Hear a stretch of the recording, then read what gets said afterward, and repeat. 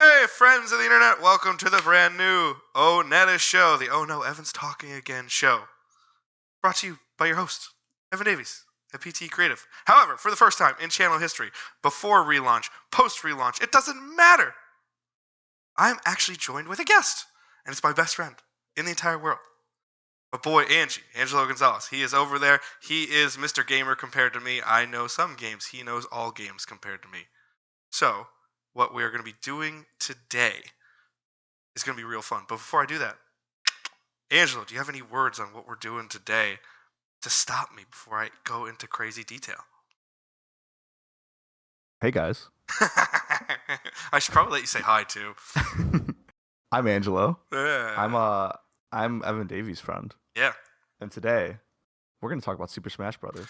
Goddamn right we are. And specifically, we're going to talk about who makes the cut. Exactly. Evan, how many characters are in Smash Brothers Ultimate? I think the ultimate roster is up to 85 now. 85? Yeah, it's like Would you say that's at least 45 too many? Yeah. Especially if we're gonna go off the context of a reboot, I think so. That's a good point. So that's my thing. Would you say That's where we're going. potentially 65 too many? Ooh. It'll be fun to get there. Maybe 60 too many. Well, let's do our math. 60 too many if we go to our final project. So we have an idea here. I'm thinking just the way I interpret things and the way Smash Ultimate was presented all the way down to the final release of Sora. That the Smash Bros. Roster, I think, is way too popular for Nintendo to ever say it's never coming back. However, I do think it's set for a soft reboot or relaunch, so to speak. Because from every story, even by Japanese gaming standards, it sounds like Smash Ultimate was like the ultimate test of Sakurai's will to create games along with his team. So his physical continence. It sounded as like a human being. It did sound like his soul was being ripped out by the day to create the wonderful game that we all know and love. It's one of my top 10 favorite games of all time. So, with that being said, I think they got to cut the roster down to make the new game, and I think that we're going to shoot for the final 40. We're only taking existing characters on this show. We have some ideas to go forward, which we're going to do based off of how we feel about how this one goes. But we are going to be doing this. We are cutting down the Smash Ultimate roster. Any rep that's ever been in the series is eligible to be in our new rebooted game, so to speak. But that's how we're going to do things. Angie, do you have anything else to add before we really get started on that one? Let's kill him. Yeah. We're slaying today. We're slaying, and I like it. So, I do want to clarify two things as we're going. One, we are going to be going, we are probably looking to do some audio files of this as well. So we're going to be doing some things that, if you're on YouTube watching this, you're not going to need half the descriptions we're going to give you, because you can see it on screen, but some people won't. So just in case, be cool. It's the first time. Be cool. Be cool. Be cool. And second off, this is just for you and I. I was thinking we should start the must-haves that no matter what, even if you're like so anti that character, you have to say they're in. Like, it's not even fathomable that they wouldn't be in the game. So I thought that'd be a good place to start, just to kind of get some obvious ones out the way, which is why I did it in Smash release order, so that it goes, I put every character in based off of when they were introduced to Smash Bros. Because that's smart. I find it hard to believe we wouldn't include Mario. I've been thinking about that. This is gonna be. Whenever you are ready to share your screen, this will be interesting. Well, I also think, like, the way I'm coming at this is this. You've heard this a little bit in pre-production. I'm looking at it as this. I will be, as you like to say, Johnny Microsoft with the $sign on the S. I'm thinking business. Who has to be in for business reasons, which I also think could lead to some more podcasts in a different way, other shows. But I think you are going to be Mr. Chaos over there as you make fun of me being Mr. Krabs. And I'm going to try to be as realistic as possible. And I think you're going to be Mr. Chaos over there, just being like, fuck it. This is what the player wants, so this is what the player gets.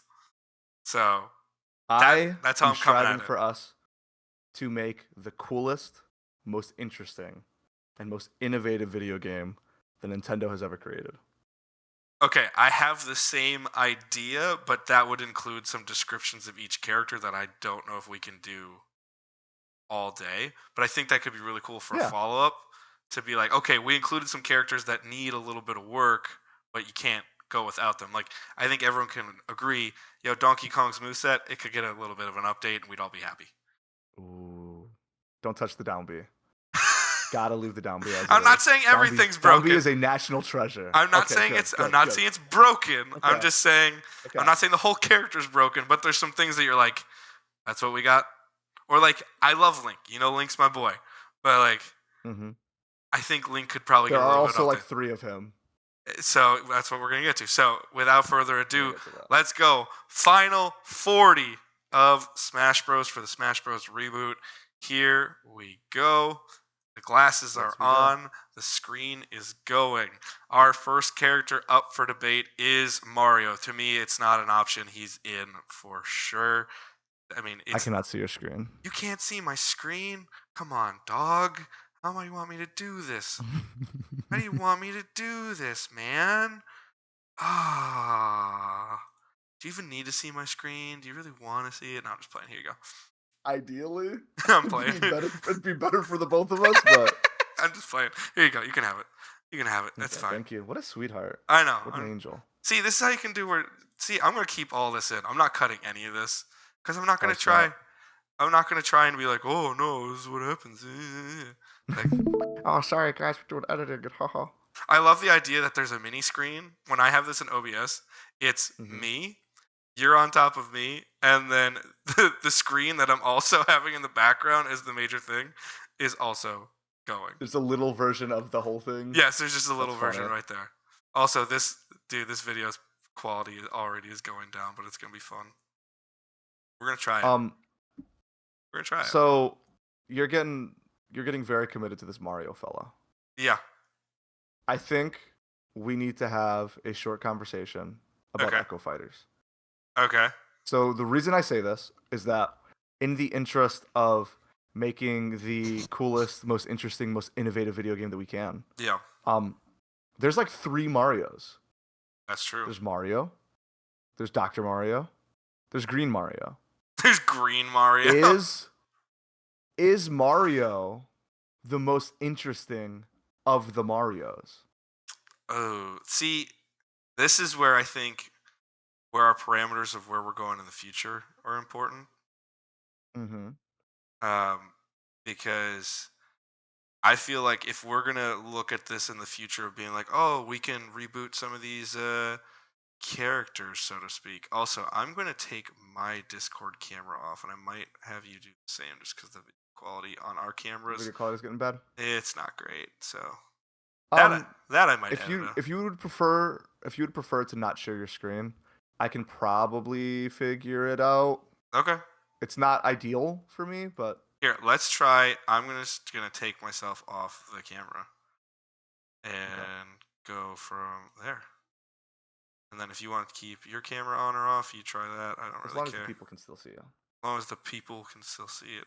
They can see me in my old logo in this awesome new content. Good. So that'll be super fun. That's what we're looking for. As long as they can see you, I feel like it's good. Yeah, so I'm going to have the same tier list on my window on the side. Okay. And every change you do, I will also do on mine so I can keep track. Okay. So should I just kill the share screen here? Kill the share screen. All right. It's time. I got you, bro. I got you, dog. So we are going to stop that. Definitely don't need that. That's going to help us quite a bit. And I think I might go back on camera again because I think that was working well. It was the sharing the screen and doing everything else. Yeah. Here we go. With that technical difficulty questions going on, because now I might have to repeat some stuff. So, what is this Echo Fighter conversation you want to have? Because Dr. Mario and Mario are extremely similar. I don't think in the way Luigi, in terms of Green Mario, I don't Green think Mario, that yes. is a logical conclusion to just say like he's too similar to Mario. To me, I get Mario and Dr. Mario are like that. It's essentially Earth Mm-hmm. A and Earth B, whereas like Yeah.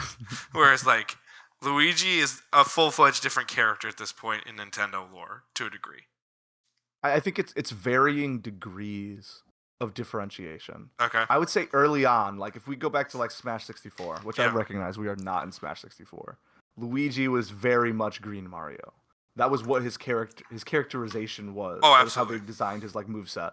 At this point, he is like a I'm not going to say wholly, but very distinct character Yeah, for from sure. Mario. For sure.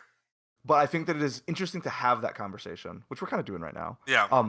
When we come back to the base of it, of Mario versus Dr. Mario. Dr. Mario is more Don't of give a me like Mario. homage to. Mario, what's up?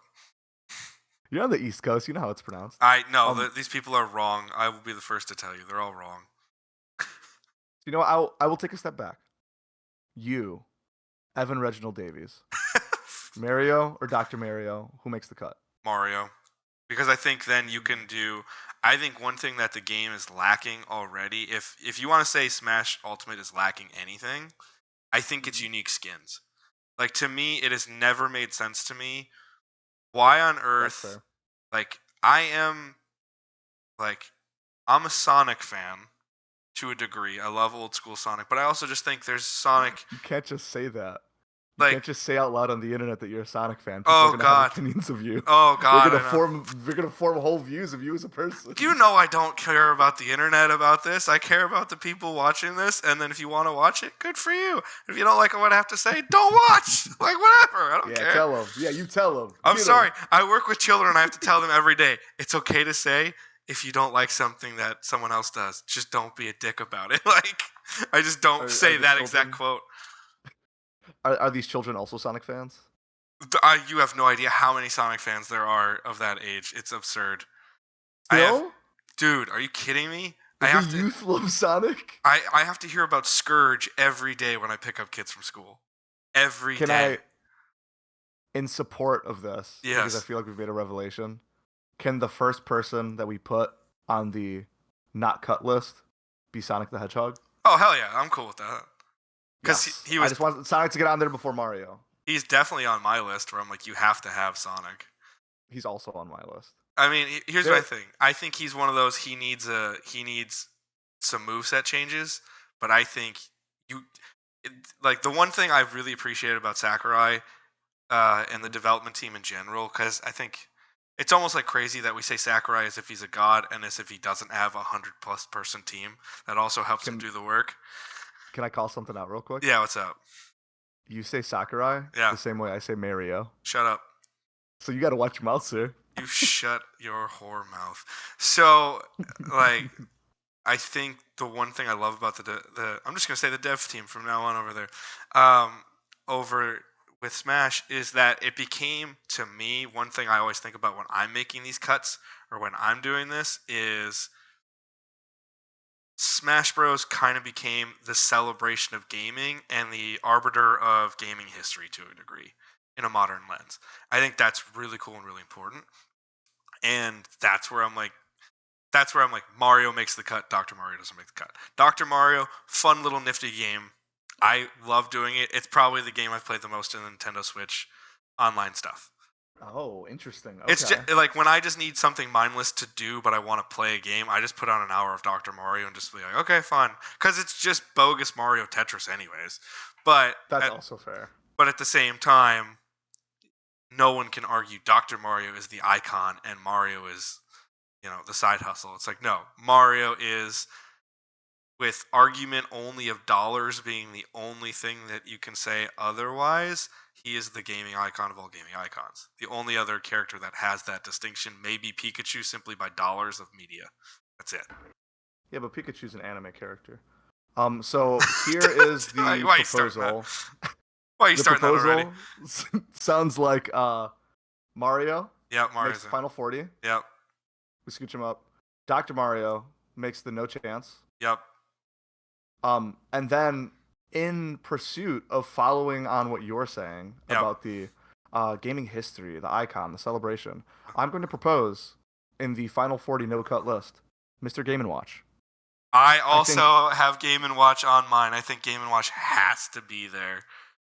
Game and Watch sticks out to me as like a great example of when Super Smash Brothers started accepting that one of its biggest perks compared to other fighting games and other video games in general is thinking outside of the box and being weird. Yes. I feel like every kid who played Melee remembers the moment where like that new challenger approaches comes up and you see the silhouette of this character and it's like, "Oh, this silhouette looks crazy. What's this guy going to look like?"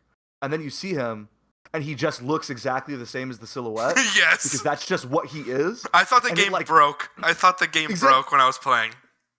it seemed so wrong. Like, oh, you can't do this. Like this guy is 2D, Yes. and everyone else is like 3-dimensional, and it like just blew the tiny little brains out the back of my tiny little skull. Oh, I had no absolutely. idea what was going on, and it was the coolest thing I had ever seen. Yeah. And like I feel like that feeling, that emotion, is what every Smash Brothers character reveal is trying to do. Yeah. It's trying to make you as the player look at it and have that like anything can happen Yes. moment. And Mr. Game and Watch is like the titular like example of that. I think you're absolutely correct in that, and that's why I said he has to stay. First of all, he's the first representation of Nintendo video games when you actually think about it. Game & Watch comes out before even the NES does. All right? And people forget that. Plus, on top of that, he is exactly what you're saying. The weird oddball characters. I know you're flying blind to a degree on this. You have thoughts, obviously. I've done this roster 20 times before I even proposed doing this video to you. And every time, Game & Watch makes it for me because I'm like, he embraces that weird character that just what makes Smash fun. There are other fighting games that I have a passing interest in playing, and I never do because I know exactly what I'm going to get. I love like watching the movie of all the Mortal Kombat cutscenes and watching a little bit of game footage. I don't play it. I don't play it because I know what I'm going to get. I'm going to get, okay, they all kick, they all punch, they have all their special moves. I want to see their fatalities. I want to see their character interactions. I want to see the cutscenes. I don't care about seeing Shang Tsung saying, I'm going to steal your soul a billion times of a player just constantly doing it. Because eventually also, like, how many players online are actually going to be like, oh, I'm going to play differently this time. I'm going to try to do a more defensive strategy, or I'm going to try, like, no. They're going to play the way they're going to play for the 99% of the people online. So, to me, the weird isn't there. Like, the only other fighting game I've even enjoyed in life is Injustice, and it's solely because I'm obsessed with the DC superheroes. Other than that, I'm like... You're a special kind of nerd. Yes, I'm a special kind of nerd when it comes to DC Comics, but that's it. So Smash Bros is the fighting game where I'm like, no, shut the fuck up. Let's talk about Smash, and that's where I'm at. We're doing Smash, yeah. Yes, it's very much we're doing Smash, and Smash is that, and that's where I go. Game & Watch. All right, we'll get a little bit more on track because oh my god, I didn't even get him there. So we got in our final 40 already. We did not go in order at all. We have Sonic the Hedgehog. Sonic made First, it. Most important. He made it from the Wii roster to the number 1 slot of the final 40. Yes. Mario's in, and Mr. Game & Watch from the Melee is in, and now we're going to try to keep a little bit more order unless we just have organic conversation. And no chance is Dr. Mario at this point. Do you want this to be like we talk about them in order? Because I was very much imagining we are going to be blind pulling what we feel most passionately about. I think let's try to stick to order, but do exactly what we just did.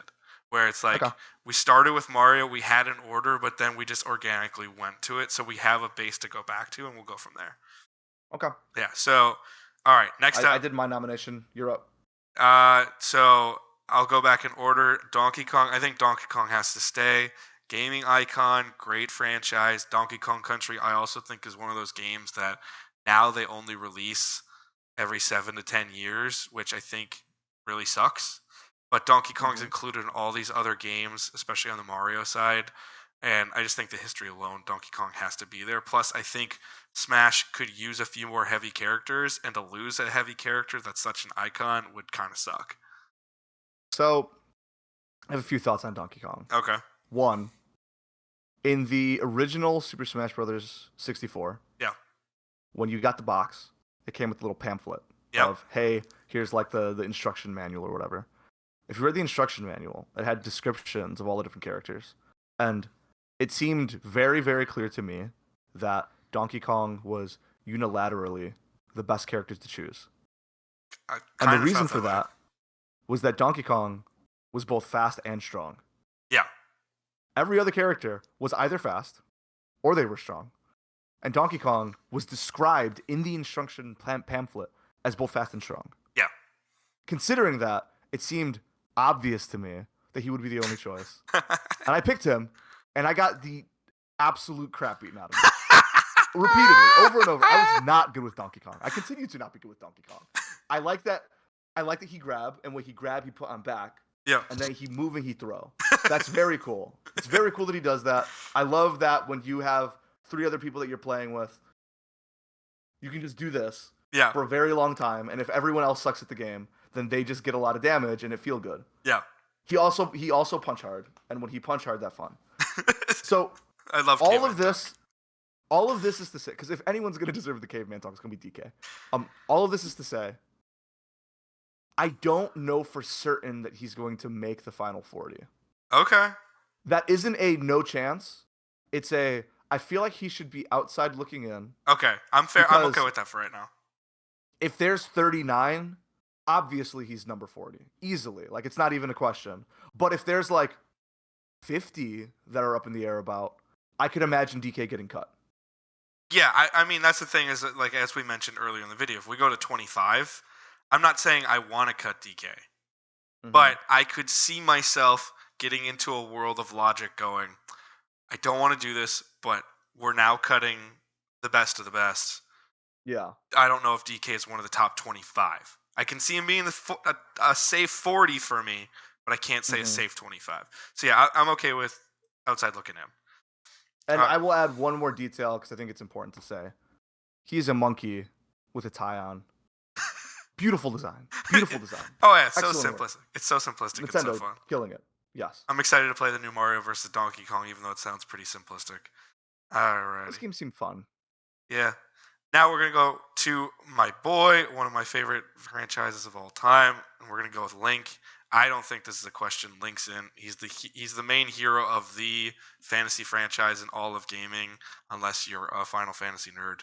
So, I mean, plus I think Breath of the Wild is so important to modern history. Every time you think Zelda's kind of out of it, just a new Zelda game comes out and redefines a genre to a degree.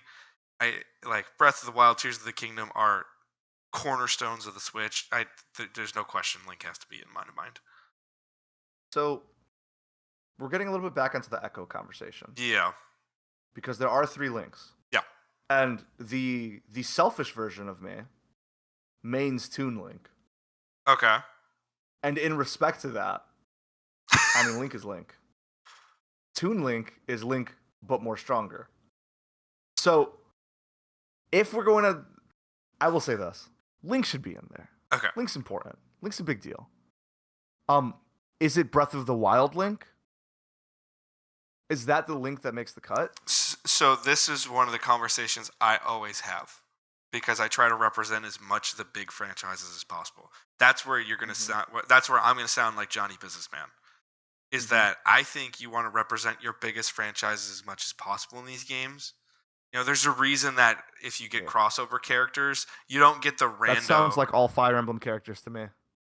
But like, you don't like. I don't even know how to adequately describe this, but you know, if I were gonna give like I'll just use this example because it'll never happen. If Smash Bros said, "Yo, DC Comics, we want one of your characters in the game," there are 3 choices that are acceptable. That's it. And if all of a sudden, you know, word gets out, "Oh my God, they have a crossover from DC Comics," if it's not Batman, Superman, or Wonder Woman, that character's done. And everyone's like, "Oh no, no, no!" I mean, that character could be really fun, but you're like, DC's not gonna just be like, "Oh, we're gonna go enter the biggest fighting game franchise of all time." Yo, here's Zatanna, who's one of my absolute favorite characters of all time. But you're not gonna put Zatanna in there. You're not gonna put, you know, Aquaman in there as much as I love Aquaman. You're gonna go like, Smashers are gonna be like, "Give us Batman," and if they can't get Joker, Batman, though? they're gonna be Superman. The Joker, Joker, I though? guess, if they're gonna go for villains, but like, do you know what I'm saying? you're not going to give your like C list tier. You want your A list tier. You know, if like they go to Halo and they put the art, if they went to Microsoft and said we want a Halo rep, and then you go, well, we want Master Chief, and Microsoft says, no, let's fight for the Arbiter. Like that's just Have you not going to happen. have you played Killer Instinct? No. You know about that? I know enough from the internet's obsession with Killer Instinct Volleyball. Killer Instinct has the Arbiter in it. Interesting. I love the Arbiter as a character. Does not have any other Halo characters. It's just the Arbiter. Makes no sense. Why would you do that? There's a whole thing. It's fine. They're owned by Microsoft, so it's technically all internal. But Okay, fine. If they're Yeah. owned by Microsoft, if you want to represent yourself, this is why Microsoft can't get. Okay. and that's who you are. Remember, you're Johnny Microsoft today. No, Think about that. I'm Johnny Think about Smart Business in this. Okay, let's get back to it. Link, Back Toon to Link. it. When I think of this, I say I would be comfortable doing this. I think OG Link, because he represents the most games, goes Final 40, especially the super popular games. Boom, moved him. He's in. So I'm gonna go. I'll Link is Final 40 for sure. But then In- I would consider maybe doing a Toon Link, Young Link mashup where half the costumes are Toon Link, half the costumes are Young Link, and you kind of have a mishmash because so many wonderful Zelda games you are playing technically as a Young or Toon Link. let's say Toon Link, Young Link, go in toss up. Okay, I'm fair with that. I'm fine with that. And then also, just in the interest of not having all the conversations being bogged down by the Echo character thing, Yeah. maybe we talk about the character as they come, and then when the Echo comes up, we can have a considered conversation about them at that point. Yeah, I think that's a good idea.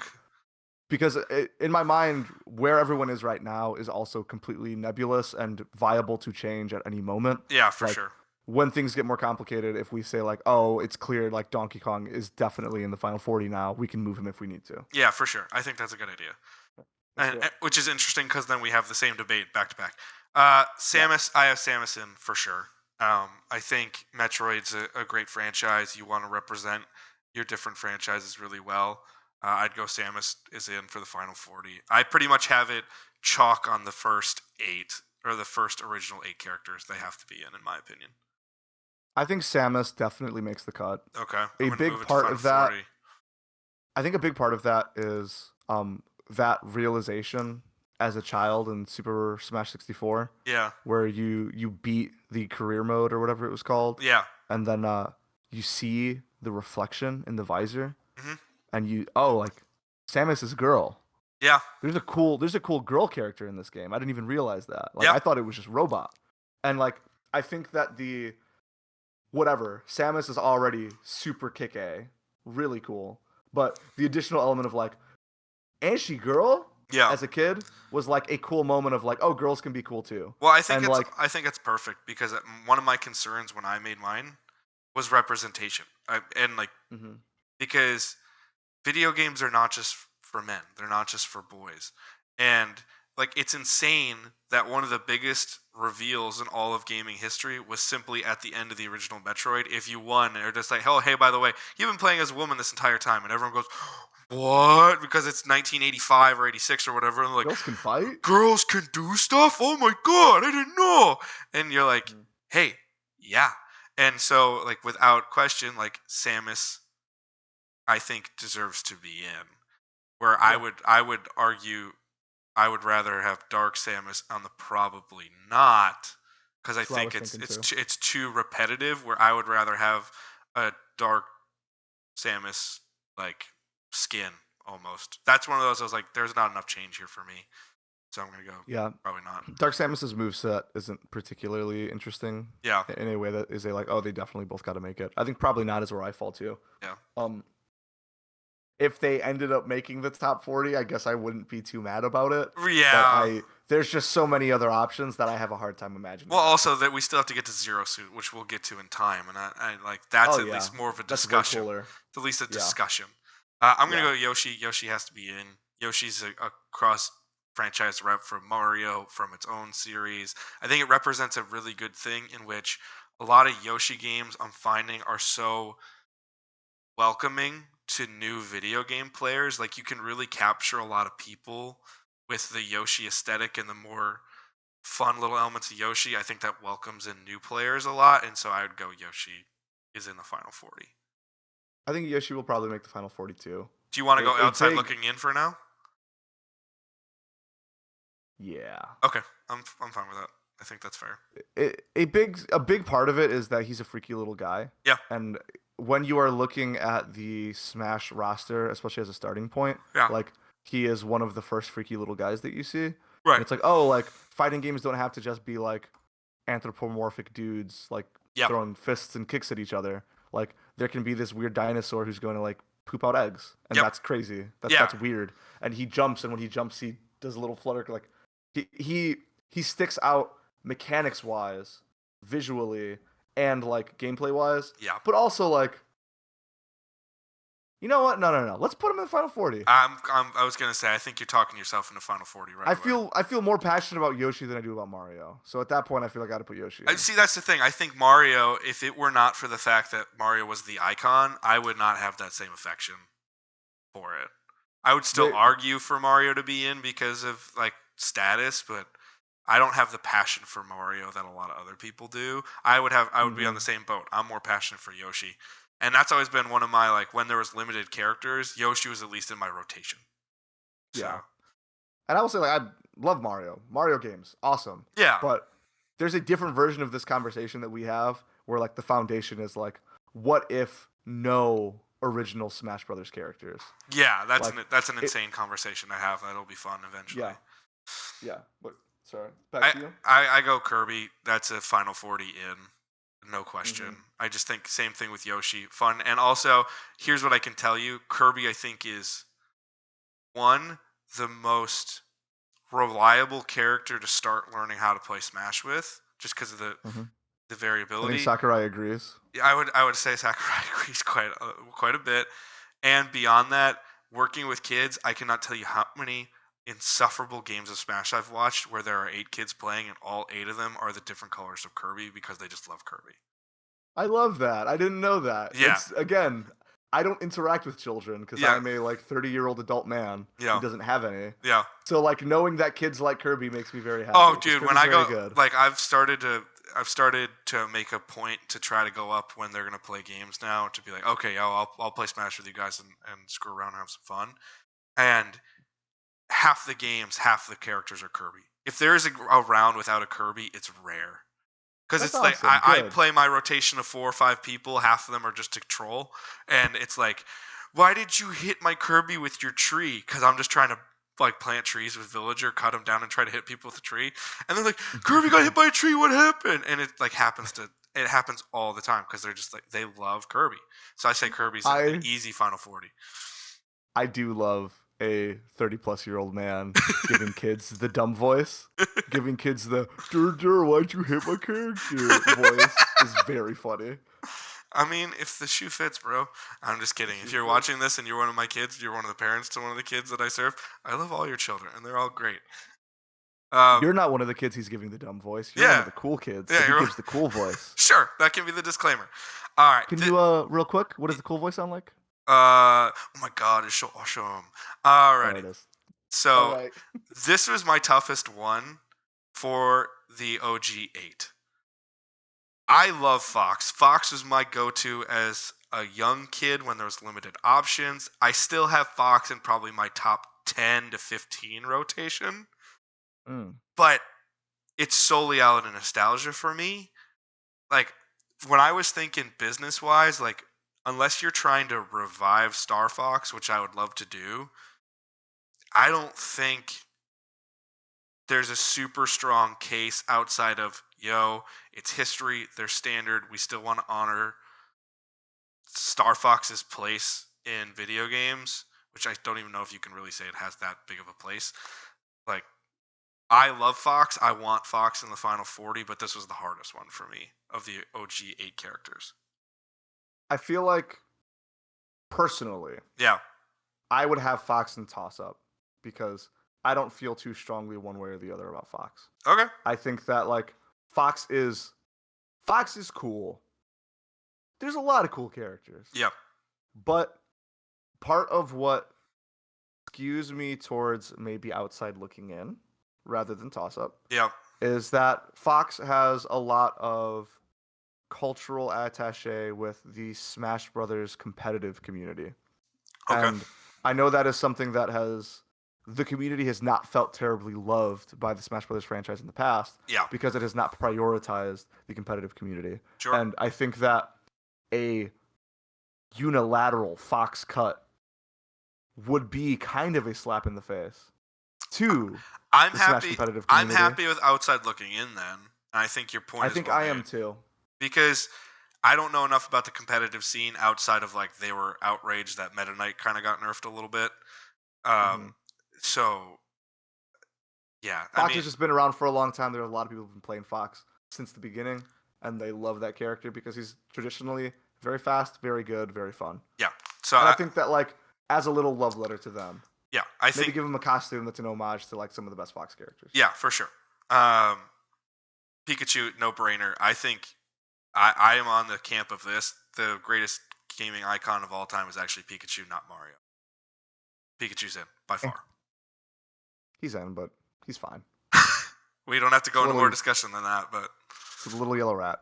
I mean, Pikachu also to me is far more fun to play than Mario. So, um, Oh, interesting. also Thinking about that. in modern context, I think Pokemon is the number one. Like, I think Mario is the historical number one franchise in gaming. I think Pokemon's the actual number one franchise in gaming. And then I look at the Nintendo kind of like big three, where it's like big business is Pokemon, reliable historical number one standard is Mario, and in terms of just quality games across the board, no matter what, Zelda's always like their top three. Does that make sense? I get what you're saying. Yeah. I So think you might. I think you might be factually wrong about that, but I get what you're going for there. yeah. I think that Pokemon is absolutely like gigantic Well, as a franchise, it's the number one but media franchise on the planet historically of mhm, all time. It's made more money than yeah, Star Wars or Disney. Do you know how insane of a statement that is? Like, yeah, but well, yeah, yeah. The caveat that I always give there is that like there's so much more there's of it, merchandise, there's which movies, makes there's all that sense. Like stuff. Yeah. yeah, which is not an indictment on it. Yeah. It's just a like how do it is not necessarily an indicator to me of like oh and that means like Pikachu's the biggest thing in the world. Yeah, of course, I get it. Like there's definitely way more Pikachu plushies out there than there are Mario Oh, plushies, of course, of without a course. doubt. All right, Luigi. I am. I think Luigi's unique enough to go Final 40. You already quoted him as Green Mario, so I'm interested to see what you say, and then I may counterbalance it a hair, depending on what you say. So here's what I'd actually want. What I would want is for I agree with you. Luigi would be in the final 40, and then we would pull Mario out. I'm That would interested. be the ideal in my mind. I'm interested I in this think conversation. Luigi is a cooler character than Mario. Okay. I think Luigi has I'm just being the main guy is like usually not the most interesting thing. Sure. I think what's interesting about Luigi is that like he is the side of the main guy and he has considerably more personality and Yeah. character as a result of it. Yeah. Like there being this like kind of wimpy, scaredy cat older brother to Mario that like despite all of that powers through and still tries because he still has the hero spirit within him Yeah. is a much more human, cool, and interesting story Yeah. I think Luigi's as a easily more character. relatable as a character than Mario, for sure. And like the moveset I think is more standout, I more think distinct. I think top five, not necessarily damage dealing moves, but top five moves in general of Smash is easily his scaredy cat just like flail forward move. I think that is a It's top so five good. move no matter what. We're doing it. It's automatic. It's Final 40 time for Luigi, baby. Final 40 baby, and we're pulling Mario out. Not yet. Not yet. Um, here's an interesting one. Ness. I have Ness in because I think you want to have an Earthbound rep in. I'm not. I don't think he's a must have, but I would strongly, strongly say he should be a Final 40. Plus, I think Ness has a very unique move set, which rewards a player for additional play. I think that's true, but I want to interrogate the statement. You want to have an Earthbound character in. Yep. Okay. Why is that? I think Why do you feel that way? so here's the thing. I don't really have an attachment to Earthbound. The one or two times I've Yeah. tried to play it, I wanted to bash my head up against the wall. Mm-hmm. So it's not through a love of Earthbound. One, I have an affection for Ness through the Smash Bros. Games only. So Mm-hmm. kind of like I've heard this about Captain Falcon as well. I feel the same way about Ness. At this point, Ness is almost more of a Smash original character than he is an Earthbound character. But I Mm-hmm. think if you want to keep like one of the reasons I did some of my listings the way I did was you want to keep as many of your Nintendo franchises alive and keep the interest. Kind of like how Kid Icarus, it was just like, we're putting Pit in. And everyone's like, what is this Angel Boy character? Unless they did Mm-hmm. like a deep dive into Nintendo history. And then it allowed Nintendo to go back and make a new awesome Kid Icarus game. I think there's also a little bit of Sakurai massaging his own ego there, because he was making the new Kid Icarus game, so it was Oh, of a little bit course. for him. There's A little bit always for him. there's ego Oh yeah. everywhere. This is Oh yeah. business, baby.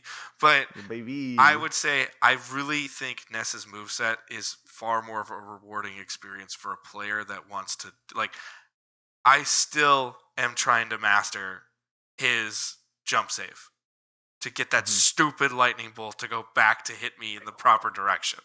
Like Oh every yeah. time I hit it, I'm like, yes. And I think that's the one thing I can say that maybe would speak maybe towards competitive, although I'm not sure, is Mm-hmm. that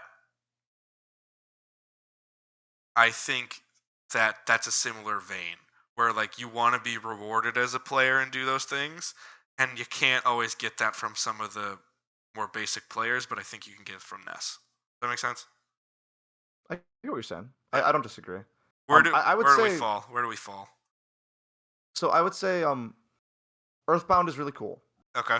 I've not personally played through Earthbound. I've watched some people do some playthroughs of it. What I've seen of Earthbound, the game seems really rad. Yeah. If you're talking about like the cultural impact element, or like it needs to be in because it's Earthbound, I don't know that that game is like really doing numbers like Yeah. that. No. No. Like I think it's one of those things where the people who like it really really like it, but I don't think that there's like a huge groundswell of like actual support specifically for Earthbound. Yeah. I'm probably with you in terms of a lot of the popularity of Earthbound seems like it came after the fact through Smash Brothers, Yeah. which I think is cool. Like I actually think that's like an awesome story. Yeah. But in and of itself, like Earthbound does not feel essential to me, and as a byproduct of that, Ness does not feel essential to me. Okay. I say that as a like I like Ness. I think Ness is cool, but I would probably put him in outside looking in before I would say Final 40, Okay. just because I'm I'm again, I'm cool with that. there's so much on this roster. Yeah. There. And we need to start moving, unless we want to go into the weekend. Hmm. Yeah, outside looking in seems like a fair place for Ness at this point. Captain Falcon, Final 40, guaranteed. I want Captain Falcon. I don't care what you want to say. He's a big boy. He's a big boy. He I drives also think good.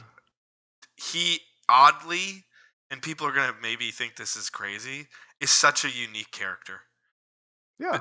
He just. Except for Ganondorf, but yeah. But and now Ganondorf has now kind of been changed to be far more unique and Zelda centric, where he's gotten he still has the slow Falcon punch, but he's now been changed. Where Captain Falcon is so ungodly fast of a character, and such like I think he has a little bit of that Game and Watch magic, where you're just like, where did this come from? Like all Who is this guy? you only know Captain Falcon if you've played F-Zero, which many people have not. The one time I tried, I nearly got migraines within 30 seconds because it's moving so fast. But that's kind of also why I'd want to relaunch F-Zero. But like, Mm-hmm. it's so unique to just be like, you see this character that's in this box? Okay, we're gonna make him a fighting character, and he's gonna be all speed to be a very unique representative of his gaming franchise. And again, So he's kind of a Smash original character at this point because outside of driving in a car, Captain Falcon has done nothing actually in person in an F-Zero game, which is insane. so that's part of the question I actually have is before Smash 64 came out, Yeah.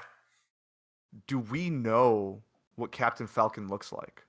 I don't even know when that first picture comes through. Because like and there's probably just a literal answer to this. Whoever's listening is like, yeah, idiot, it's blah blah blah blah blah.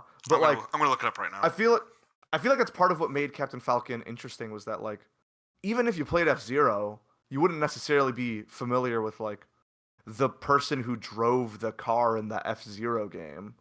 Like, I don't know if we had a Forza Motorsport representative and it was just like 20-year-old hipster guy because that's who drives all those cars in those games, like that would be a pretty big surprise too. Like even if you know him, you don't really know him. So it looks like first one, he was in the game as like a little character in the Mm-hmm. original F-Zero from 1990. Plus, didn't know this. They in the manual for a game they also put an 8-page comic that contained the original character designs for Captain Falcon and the other pilots that were in F-Zero. That's fun. I think that alone, just of unique history, beyond the fact that you guys just heard I'm a comic book fan, I think that just alone makes me go Final 40 Captain Falcon. He'll probably make the cut. You want to go outside looking in for now, or you want to go Final 40? Final 40, Hell knowing that yeah. Final 40 can also change. Yeah, that's fine. Jigglypuff, I went Jigglypuff on the toss-up at best. I think Mm-hmm. when you're going to 40 out of 85, and especially with these games that have, like you just heard me, huge Pokemon fan. My channel up until this point was all about Pokemon. Like, I want to represent Pokemon, but we can't have every Pokemon rep that's ever been in there. I think Jigglypuff was a fun character to add in the 64 area when you had 150 choices. Now we have over 1,000. Like I just don't. Jigglypuff and toss up. Give someone else her rest move. Yeah, Because the rest move is essential. The rest move is very, very cool. That needs to be represented in the roster somewhere, but it doesn't have to be on her. yeah. I think the next character is a really easy one. It is Peach. I think Peach has to be Final 40. It's the most notable female video game character of all time. Hmm. And I love her Samus, move. though. I know, but this is where you go popularity, icon, status. I think you are right about To that. And to this day, people still, even though there is literally a non-robot suited Samus in this game, people still go, "He's this," and I still have to correct everyone. And go, that's a no, no, female no. character. You're like, I So my only real aversion to Peach is that immediately after her, there's a way cooler version of Peach. that's that I can't agree with that, but I can understand it. I mean, she's Peach, but what if Peach had darker hair? That's your logic. It's cooler because of darker hair. I don't know. Daisy's got a cute haircut. I She plays also sports. I also think of this. I think if we were going to take this into even another spin-off show or whatever, Mm-hmm. Daisy would be super interesting from a what if we use Peach to represent the traditional Mario games and give a little bit of nod to other games too. But Daisy's kind of like we're representing Mario Strikers, we're representing Mario Tennis and Mario Golf with Daisy. Those are the like you can kind of get almost a Wii Fit element in there as well with Daisy, but Peach goes kind of more of a traditional stay, and then also with Peach's new game coming out in a new game, you'd be able to put the nods from the new game to I will say, Peach. based on what you're saying, I feel like you're selling me more on Daisy. I see. Here's my thing. Like the idea of Daisy being representative of like a wide swath of Mario history in terms of she is the representative for Mario spin-off games, which I think are very significant to Yeah. a lot of people. Like people talk about the Mario Party games. Smash Brothers is kind of a Mario spin-off game in some ways. Some ways, yeah. I think that like I think Daisy ends up being a more interesting character to add. And like we've been having a little bit of this on the Echo conversation of like representatives through like costumes. Yeah. Like I think the more exciting and interesting approach would to be have Daisy in and have a Peach costume for Daisy with the knowledge that Peach had her time. Peach has been in like 3 of these games beforehand. Like she doesn't necessarily need to be in the forefront of this new one. We know what Peach is. We know what Peach's moveset is. We know what she plays like. Daisy is going to be our new version of bringing this forward and like introducing a cool other concept of all of the sports games, all of the side spin-off games, the Mario parties. Like that is how it is represented. And then if you do Daisy, you also don't have to do Waluigi, which is also good. Yeah, but you have to do Waluigi eventually. He's not on this roster. Nod to the future shows. I I think this. Let's do this. Let's put. I'm going to do this because it's our like theoretically this is our game we're making. I like Yeah. the angle on Daisy. I still am not comfortable without Peach. Mm-hmm. I say this. Let's look at what we get. Let's put them both in Final 40. Knowing there's a good chance we're taking one out, and then we'll make the final cut when we're there. Or we Let's could put go. them both in outside looking in. Or that was my next and one. make the final edition if after everything else we think they're worth making it in. Okay.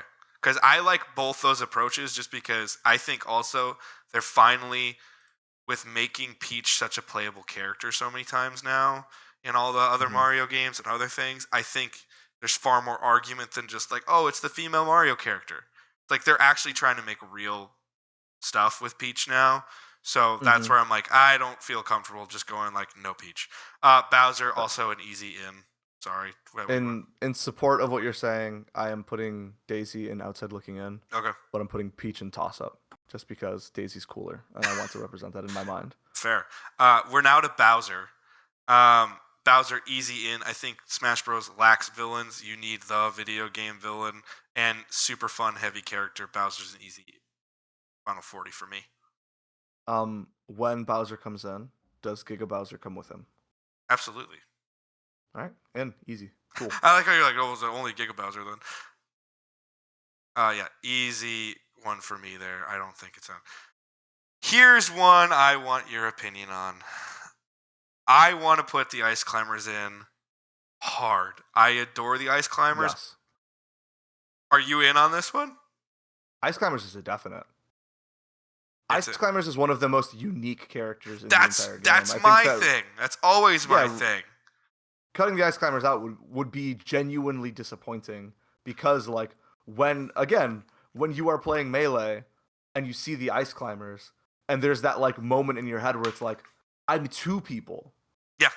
I can be two people. It takes the box that you were living in and it bursts it open and, like, just expands your mind in terms of, like, what the game could do. Yes. And, like, Ice Climbers is awesome for that. If you were playing 8-player Smash and all 8 people have Ice Climbers and you have 16 characters fighting on a screen, that is incredible. It's fun. And you can't lose that. You can't lose that. Also, I'm not going to lie. They have a Packer color scheme. Oh, this guy. And alt. But I literally have not really thought about that until recently when I was, again, trying to just troll the kids. And I won a game with the Ice Climbers. Hey. But I didn't think we were going to have that strong both on. I just think it's such a unique character. It's so different. I'm already deviating from my list because I forgot I put 2 lists back to back on a piece of paper. Where like I have one variation and another variation I want to do, but I'm way too like, no, Ice Climber's got to be in. Ice Climber's got to be in. Ice Climber's got to be in. I also love. I don't ever want to get to the point with Smash Bros. Where, for the sake of new, you lose the really unique old. Where I'd almost rather do if you're going to be like, okay, dude, like if Nintendo actually ever had this conversation, they're like, oh, we keep Donkey Kong in, we axe Ice Climbers. I'd be like, as a player, I'd be like, I want Donkey Kong in the game, but if you're going to tell me it's Donkey Kong or Ice Climbers or Fox or Ice Climbers, I'm going to take Ice Climbers every time. Same. Yeah, all right, that's easy. All righty, we are now to Sheik. I think Sheik is in the probably not. I like Sheik, but I don't think Sheik is all that important of a character. It's a nod all the way back to Ocarina of Time, and outside of that, Sheik really doesn't exist. I mean, so I understand. You got to remind me. Sorry, go ahead. Well, I mean, go for what you're saying, because we're probably going to say something similar. You got to remind me, Smash Ultimate, is Sheik a fully separate character from Zelda? Yes. Okay. And that's what they did in Melee, I think too. that... Oh, no, that's what they did in Brawl, I think. In Brawl, I think you're right. Yeah.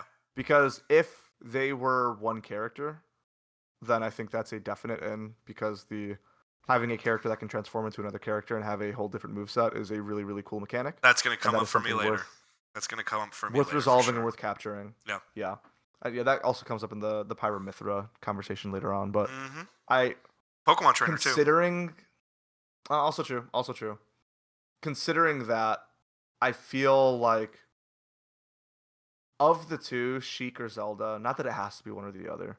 I think Sheik is a cooler character, and Okay. I think that there are more people who it's a ninja. Like it's cool. You get to play as a ninja. That's a cool thing. Like if you abstract it from like it's a Zelda specific thing, yada yada yada. Like that, it is cool to be a ninja. But I'm not super. Definitely not Final 40. Not a guaranteed Final 40, I should say. Yeah. But if if the list ended up short, I could see Sheik making the cut.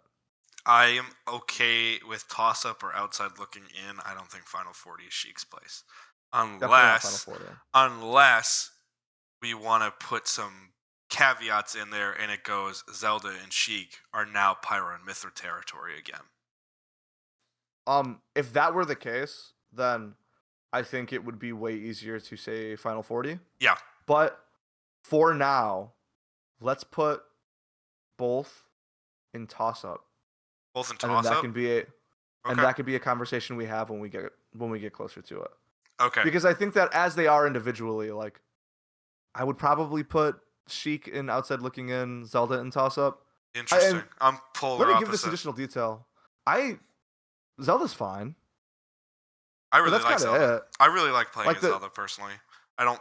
Go for it. As someone who already favors speed characters, it actually wows me. That was what helped me make my argument. I like Fox because he's fast, which is why he still makes it in. I like playing with Sonic from time to time, beyond the fact that I'm just a fan because he's fast. I play Captain Falcon all the time because he is fast. I play a Mhm. certain way. I know I do. I don't do shields very well. I understand that. For some reason, Sheik's a fast character. I'm not crazy about playing with Sheik, but Mm. I actually like playing with Zelda more. And on top of that, I think Zelda's. This is where I kind of go back to history. I'm like Zelda's more important than Sheik. I think you're probably right that I enjoy playing as Zelda more, Yeah, but that doesn't change that I think Sheik is cooler. I think the design of Sheik is cooler, but I think the design of Sheik is cooler than the vast majority of almost any character in Smash. Yeah. But I don't want And to she's a play as Sheik. ninja. But I can pretty much, outside of maybe one character or two characters, I would rather play all of the Final 40 and most of Outside Looking In and Toss Up over Sheik. The Mm. design's way cooler. It's kind of like it's the classic like Pokemon thing. Like Gyarados has a super cool design, but I don't always want Gyarados on my team because I think there are better water types, better flying types, and everyone who plays is going to tell me, "Oh, it's crazy." I'm like, "I just like different things." Where Mhm. but you can't deny Gyarados is a super cool design. Or Lapras is a super cool design, not the most useful Pokemon in my opinion. Same deal here. You've convinced me to put both in toss up. Both in toss up? Okay. Yeah. I can do that. All right, they're both in toss up right now. Pichu for me, that's a no chance, and I love Pichu, but no chance. Yeah, probably no chance. There we go. I like the I think it's cool in a anti tryhard mechanic kind of sense Yes. that every attack that Pichu does like just does a little bit of damage. I Yeah. think that the swagger move of I am playing against my friends and I am picking Pichu knowing that it gives me a handicap and winning anyway is a fun thing to be able to do. Yeah. But it's not that cool. Yeah. I like that it's a baby. Yeah. It's a little guy. Exactly. I love Pichu, but I just think it's a no chance from a Smash perspective. Falco, it's pretty close to no chance for me. I'm going to go probably not, especially if we have this many Probably concerns not. just over Fox. I'm going probably not on Falco. Also probably not for me. Yeah. Falco's cool. I like I think he's Falco. a bird. Birds are cool. And that's the thing. What's frustrating me about Falco is you lose all the fun of Fox half the time playing as Falco. But I remember losing my mind not even playing Star Fox at the time. I still haven't really played Star Fox. I've forced myself to play it a few times and become comfortable with the lore to a degree. But I still remember when you do that 100-man melee and you unlock Falco in melee, you're like, this is amazing. I love this character. And then you play it for a while and you're like, I'm gonna go back to my other character. Yeah. I don't love that you've just admitted to like knowing the Star Fox lore. That's crazy to me. But Not all of it, but I know the general gist of it. Also, how you do you got to feel about remember, Crystal? I like Crystal, but I also think Crystal's a flawed character because it's we're gonna try to make a dinosaur game, which is why we made a kind of a barbarian woman, and then we're gonna magically make it a Star Fox game. So now we have to Crystal in, but I like the counter pairing a lot, and I think she's a really cool designed character. It just doesn't fit, and I think that's exactly what happens. Where it's like once Rare left the picture with Star Fox, even though I don't even think they were really involved in Star Fox prior to that. All of a sudden, it's like Star Fox went to shit, and Nintendo just went, "Well, this franchise is dead." You're gonna get Nick Robinson. Nate Robinson. Nah, Nick Robinson. All right. That's for the viewers. Okay, it's for the viewers. Sweet. All right, we got to start moving, but we've started moving a little bit more. Marth, I am not a big Fire Emblem guy. I would use your guidance more because you definitely know more about Fire Emblem, as does other Final friends of 40. mine. Final 40 for me. Boom. I have Marth in the Final 40 because he's kind of the Mario of Fire Emblem. People love that guy. Yeah. And he's cool. And he's fun. He's fun to play. And on the polar opposite, I have Lucina in Probably Not or No Chance. Yeah, same. It's I'll same. say no chance. It's the exact same moveset. That's another one. I want Dr. Mario in the game as a skin. I don't want Dr. Mario in as its own character slot. Yeah, Lucina's like the most echoist of echo fighters in my mind. Absolutely. Ganondorf. I have Final 40 on Ganondorf. I think Smash Bros. Has a villain problem. It needs more villains. I'm not losing a good villain in Ganondorf. Especially with the possibility of Demon King Ganondorf from Tears of the Kingdom on the table right now. That's also true. That would be pretty sick. I would put him in outside looking in, but very, very high in outside looking in. Do you want me to start tiering outside looking in? No, we don't have to. I think when we get to that point, like we'll get through it. Okay. And I think a big contributing factor to like him being that high is that he now has the sword in his moveset. Yep. When he was just slower Captain Falcon, there was kind of a like, well, it's fun because he hits hard, but also like, we also have Captain Falcon. Now that he's got the sword, it does make him a little bit more interesting. Yeah. I think he's a cooler character, and he's also one that like I play a decent amount. I have a lot of fun doing it. Yep. I only put him in outside looking in because I'm concerned that we are going to get to a point where we have 46 characters in the final 40 and have to pull out. See, I think this is where once you get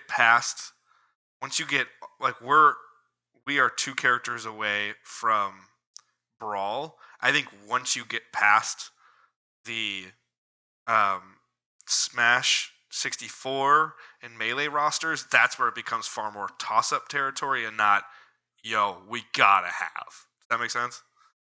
So that's a good few there that are just. There's some for me that I'm like, I gotta have, but like not all of them. But yeah, I'm okay with outside looking in for now. But he would be a strong strong contender. Outside of Peach, Ganondorf would be my number 2. Yo, we gotta get Ganondorf in the final 40 somehow. I'd probably have him above Peach, but I also have Daisy above Peach. So exactly, we had different opinions. Nah, Mewtwo. Mewtwo, I argue, is the final 40. I think Mewtwo's got that final boss vibe to him, which is really fun and a rewarding thing. It was super rewarding in Melee when you could unlock Mewtwo.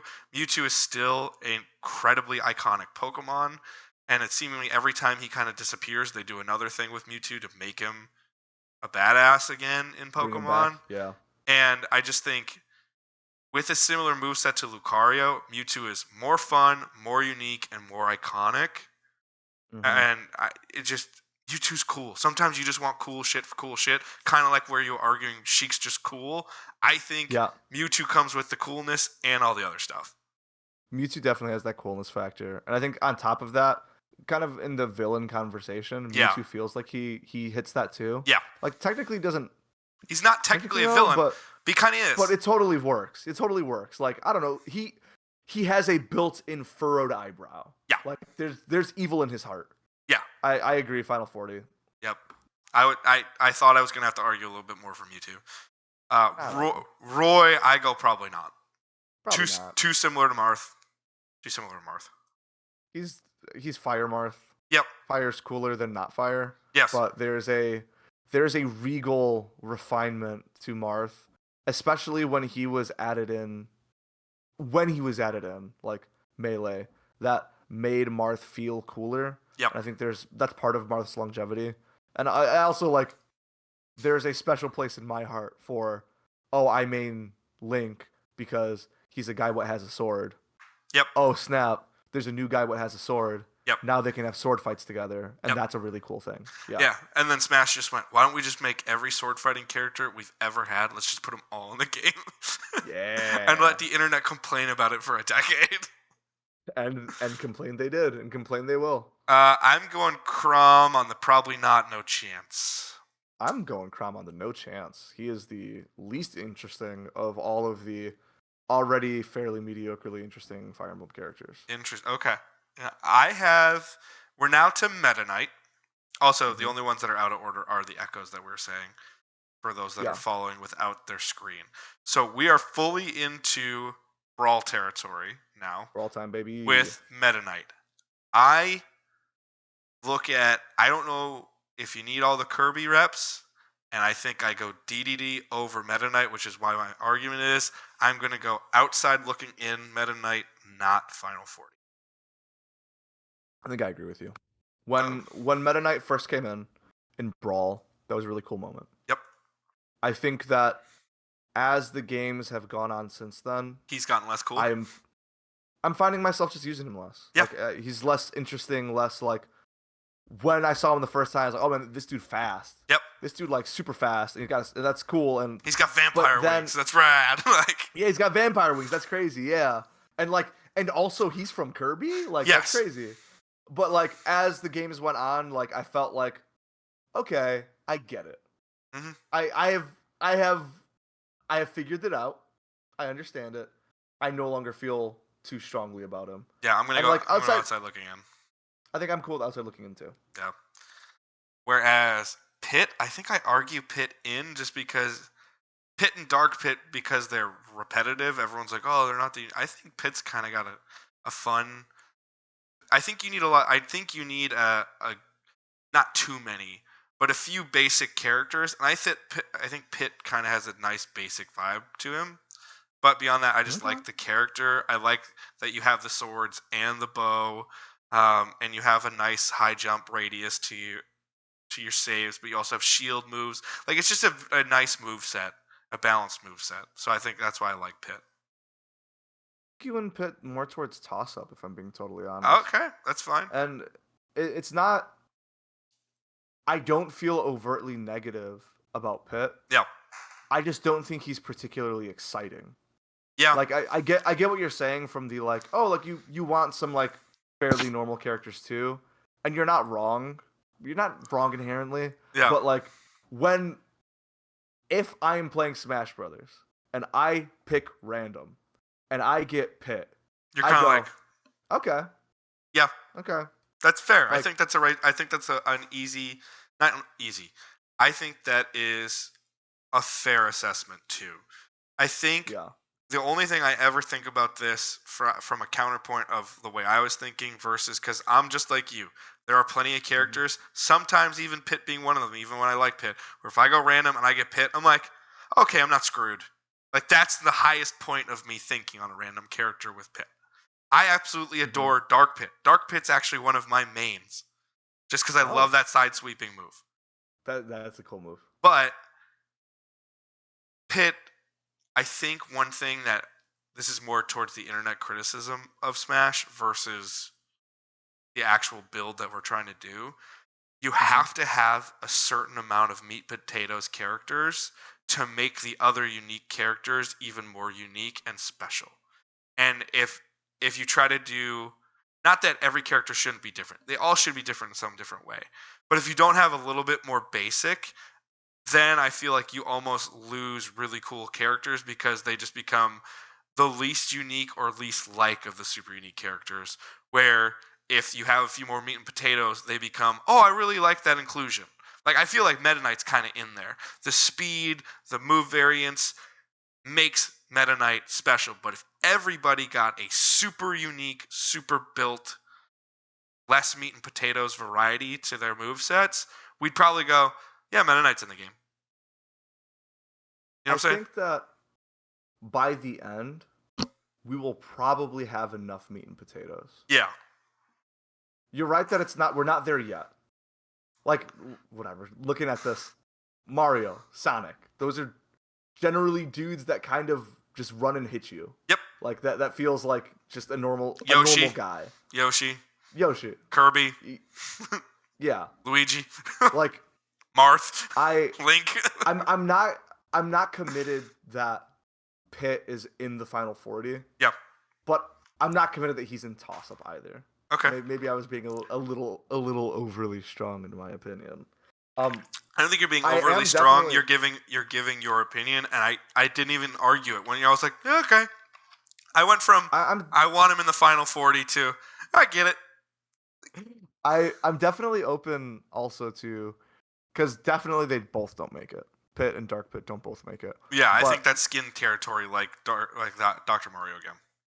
and there's maybe a good conversation for like if one of them is going to make it, it's probably going to be Pit. But what if it was Pit with Dark Pit's moveset? Because I Yep. think similarly to what you were saying, Dark Pit's moveset is more interesting than Pit's. Far more interesting than Pitts. Far Yeah. more interesting. You get the sniper rifle shot. You get so many other things. What tier are we putting them in? Let's go Pit toss up. I'm fine with that because I think just by math alone, I think we're gonna have to start moving people up as opposed to moving people out. And I'm going to go only because of the move set. I will put Dark Pit in probably not, but not no chance. Because I think no chance is reserved for those characters that either A, we truly think have no chance, or they're skin characters, they're not true characters. I think I agree with you on that. Yeah. Zero Suit Samus. This one's interesting for me. Like the moveset, interesting character.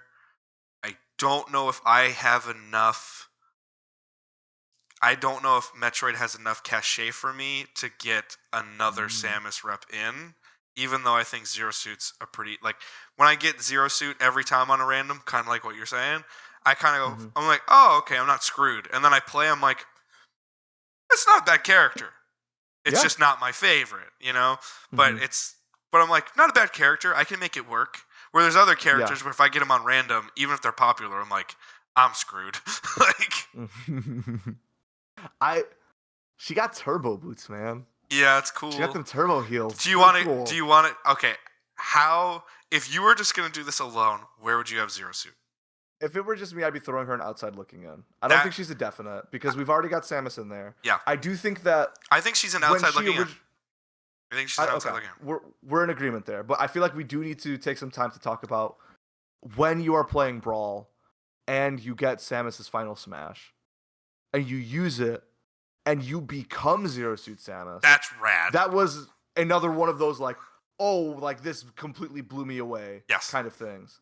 And like the only takeaway from that experience was that when you were playing as Zero Suit Samus and you got a final smash, all that you got was to become Samus again. Yep. Like if they would have added an extra little thing on there, like that would have been so cool if like, and I don't even know what it would have been.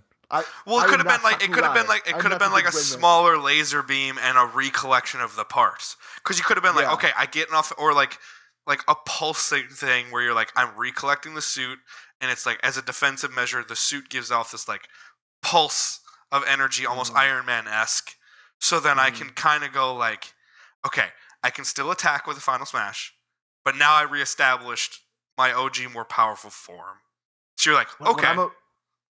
What I'm imagining now that we're talking about it, is like, imagine that you do it, and then she like floats in the air, and all of the pieces of the suit come flying from off screen. Yep. And you can get hit by the parts as they're coming in to like reform around her. I like how you essentially took a scene from Iron Man and just went, but what if it actually hit somebody? I haven't seen Iron Man, so I'm going to say I know, that's the best part. I know for a fact you know that you do not know that enough, where there are so many scenes where, like, he's got, like, the nanotech, and he's recollecting parts, and it just goes, and there's been times that I've rewatched scenes, and I'm like, what if that doesn't fly past someone's face, and that hits somebody in the face? That person is dead. That is hard metal, just smashing you in the face at 100 miles per hour. Because it's a comic book movie, you can just go, oh, I'm Iron Man. Boom. Like, I think that's funny. Here's my thing. I'm also thinking a really cool conversation that we can have, not in this episode, but in another episode, is the concept, but I don't want to lose it, is what if we came in, we built our final 40 with the mindset, yo, we're getting Echo Fighters because I like the concept, but it wasn't built enough. and then we're gonna go. Mhm. Here are our 10 Echo fighters. Or 5, 6, or whatever, and then we can add some once we add new characters to this roster. Because Smash Bros. Isn't going to reboot without nothing new. Yeah. And do yo, that's where I would say no Final 40 for Zero Suit now, but it's an unlockable Echo fighter in the fact that you're getting not a completely new, unique character, but you're getting something similar, but there's a lot of different cool stuff to make it worthwhile where you're like, this is a different fighter. Where when you play Dr. Mario as an Echo, or I don't even think Dr. Mario became an Echo, which was insane. But when you play Lucina, there's nothing different. When you play Chrom, very slight variations. So you're saying having a separate conversation, which is what if we fleshed these Echo characters out into full characters? What Yes. does that look like? Absolutely. I like that idea. Yeah. I love that idea. Yeah. And I think for that, that's where, for right now, and probably for the final, unless we just can't think of better characters, we keep Zero Suit and some of these more interesting characters that we've been talking about as Echoes out for now, and then that's where we can get into the revisiting of the Young Link, Toon Link, the Pit, Dark Pit, and go from there. In my mind right now, Zero Suit is chilling and outside looking in with the understanding that there's more conversation to be had at some point. Absolutely. Cool. Wario is an easy Final 40 for me. Final 40, baby. I knew you were gonna go Final 40 no matter what on Wario. He's anyways. So good. And it's crazy because it's a back-to-back because Snake is also a Final 40. I have Snake not even in my roster. Yeah, but you have bad opinions. You're a huge Metal Gear Solid fan, and I get it. Snake is dude, you spent a year and a half on my couch trying to convince me to play Metal Gear Solid 5, and I remember playing it and going eh. It's the coolest thing. It's the coolest. I understand you adore it, okay? When they put Snake in Smash, and it was yo, this guy has a gun. This is like a grown adult man. That's why I don't like people's necks, and he can also just come here and do high kicks and plant mines on the ground and throw grenades and has the missile, the Nikita missile. He is a really distinct moveset. B, a strong example of, even though technically not a PlayStation character, he's a PlayStation character that feels like a representative of the core idea of Smash Brothers, which is a celebration of all of video games. It doesn't have to be just Nintendo. This could be everything. Snake was 100% that. And then in Brawl, when he came in, and they also represented his codec conversations. The fact that you could sit in your box, do a codec, and get a full conversation about every character in the game. He's way, way too cool. There are 6 characters I would probably cut out of Final 40 right now before I take Snake out. Snake is way too awesome. Okay, you're starting to convince me. I just think there's 3 different. It's more so because to me, aesthetically, spiritually, everything, for some reason, he does not fit for me. It's always been that way. But I don't have the love. But I can see, I just recently rewatched in prep for this a couple weeks back when I was really formulating this idea for you and I to do. Was I went back and watched all the release trailers for the characters. And I even when I wasn't crazy about Snake, I had to be that's a great trailer. Where Sonic, it's literally he runs in and you're and the moment is huge the first time you see it. But then when you rewatch it for entertainment value, you're oh yeah, I remember that feeling. That was really cool. But when you watch Snake, you're I gotta give it to you. That's a really interesting, fun, and you still go with that I can't believe this character's Smash Bros. I just can't believe it. Was so unexpected. It's M. They brought an M character in. Yeah. That's crazy. You know what? You've convinced me. Cool. Screw it. I'll give it to you. We're gonna put Snake in the Final 40. Back to back, baby. I knew you were gonna somehow weasel Snake into this, but you've convinced me because I thought your argument was gonna be, yo, he's got guns and I like him. I didn't think you were gonna be I didn't think you were gonna put that into it, and I think that's really cool. If Master Chief was in Smash, I would cut him before Snake. That is insane to me. I would cut him before Snake. I don't think you could, business-wise, argue that cut ever. Of course, you would say that, fucking Johnny Microsoft. Dude, it's not even me being Johnny Microsoft. It's simply Snake is nowhere near the icon that Master Chief is. What was that, Johnny Microsoft? Sorry, I can't hear you over the sound of this crinkling money. Yeah, because that's the money Master Chief makes, bro. We are still buying not subpar, but mediocre Halo games because we want the same feeling that we had with the Chief back in 2003 and 2004, dude. Whole lot of emphasis on mediocre there. I agree. I'm going to be honest, I wasn't even impressed by the last Metal Gear Solid game that you insisted I had to play and then downloaded my Xbox without my consent. You remember that one? Because I do. Oh, yeah. But we've already confirmed you have bad taste. You keep using that as like a reason why Metal Gear's not good. That's not a reason Metal Gear's not good. Okay, I'm whatever. still counting this money. Moving forward, I already gave you your win. He's in. Thank you. It's fine. Yeah. I actually have Ike in.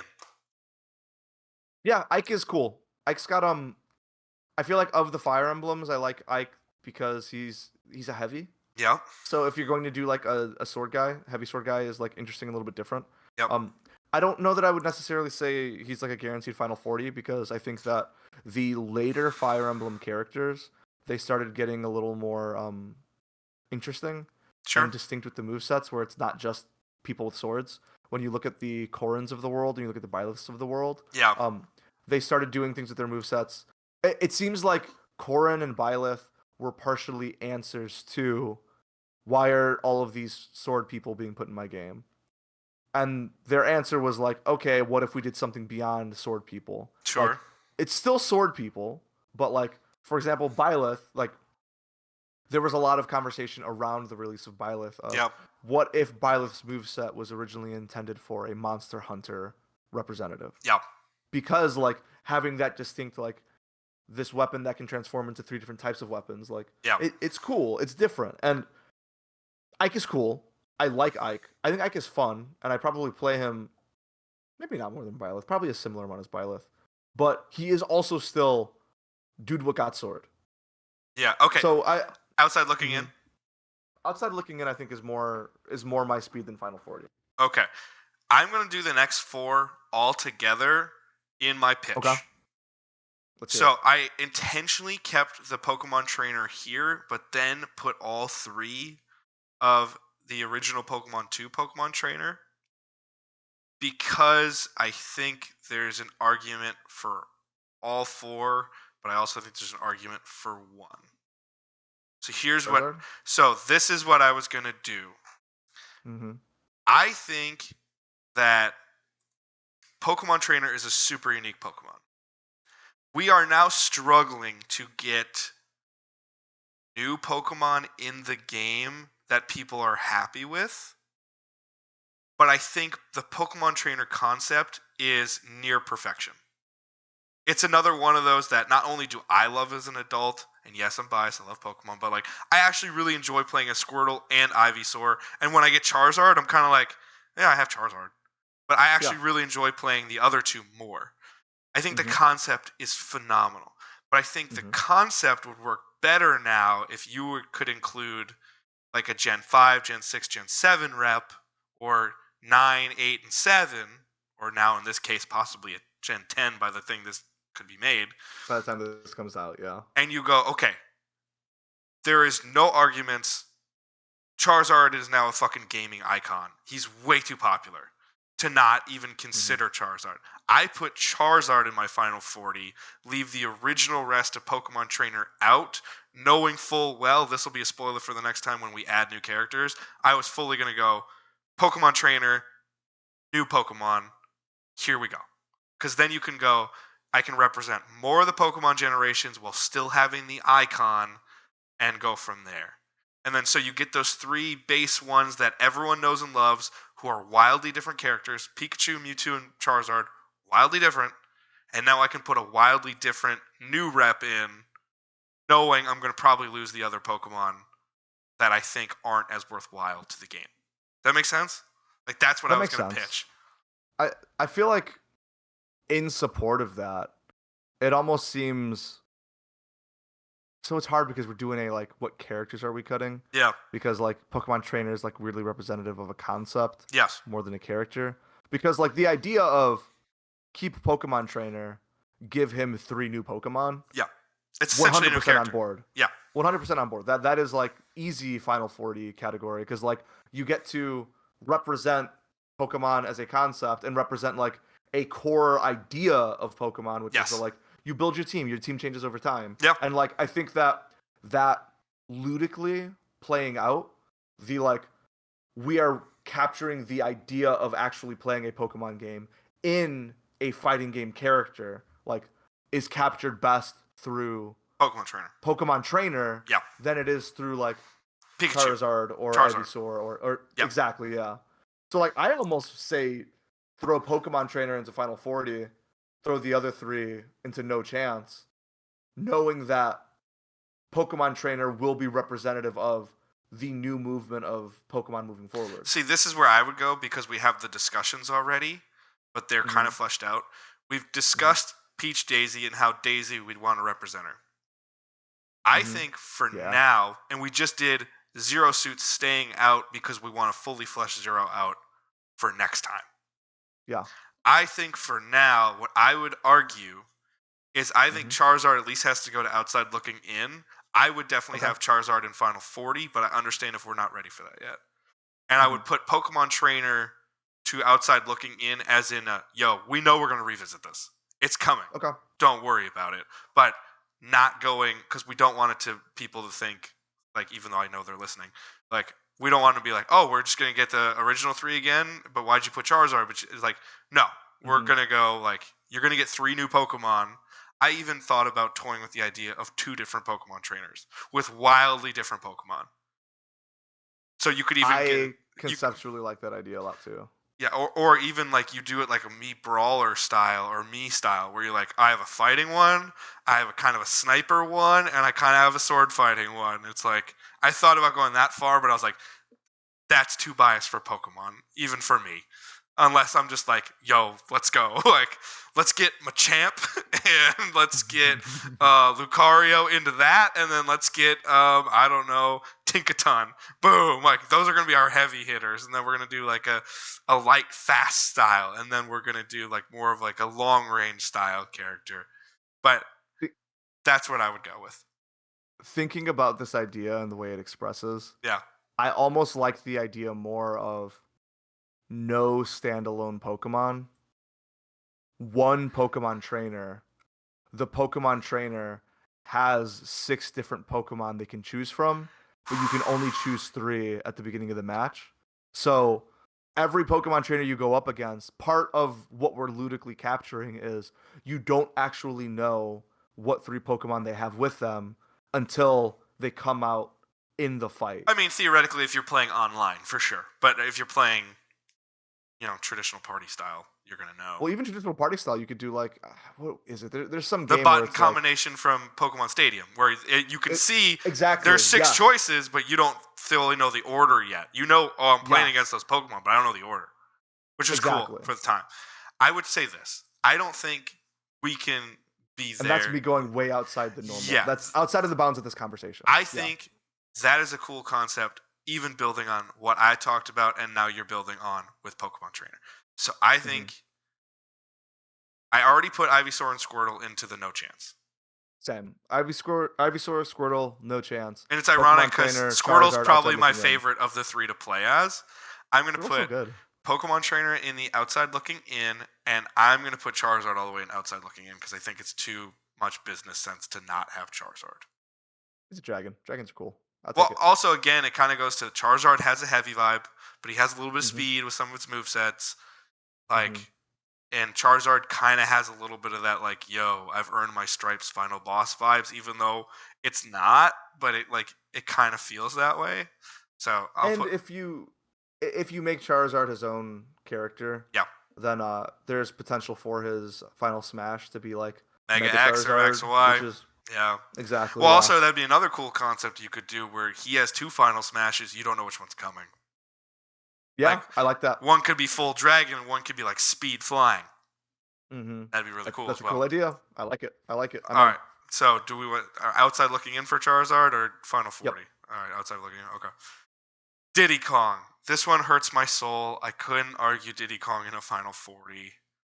I Yeah. love Diddy Kong, but I think Diddy Kong suffers a little bit from the Meta Knight thing, where it's just Yeah. like when you first saw Diddy Kong, you're like, "Yo, that's amazing! Diddy Kong's in this game," and then now you're kind of like, "Oh yeah, Diddy's in this franchise."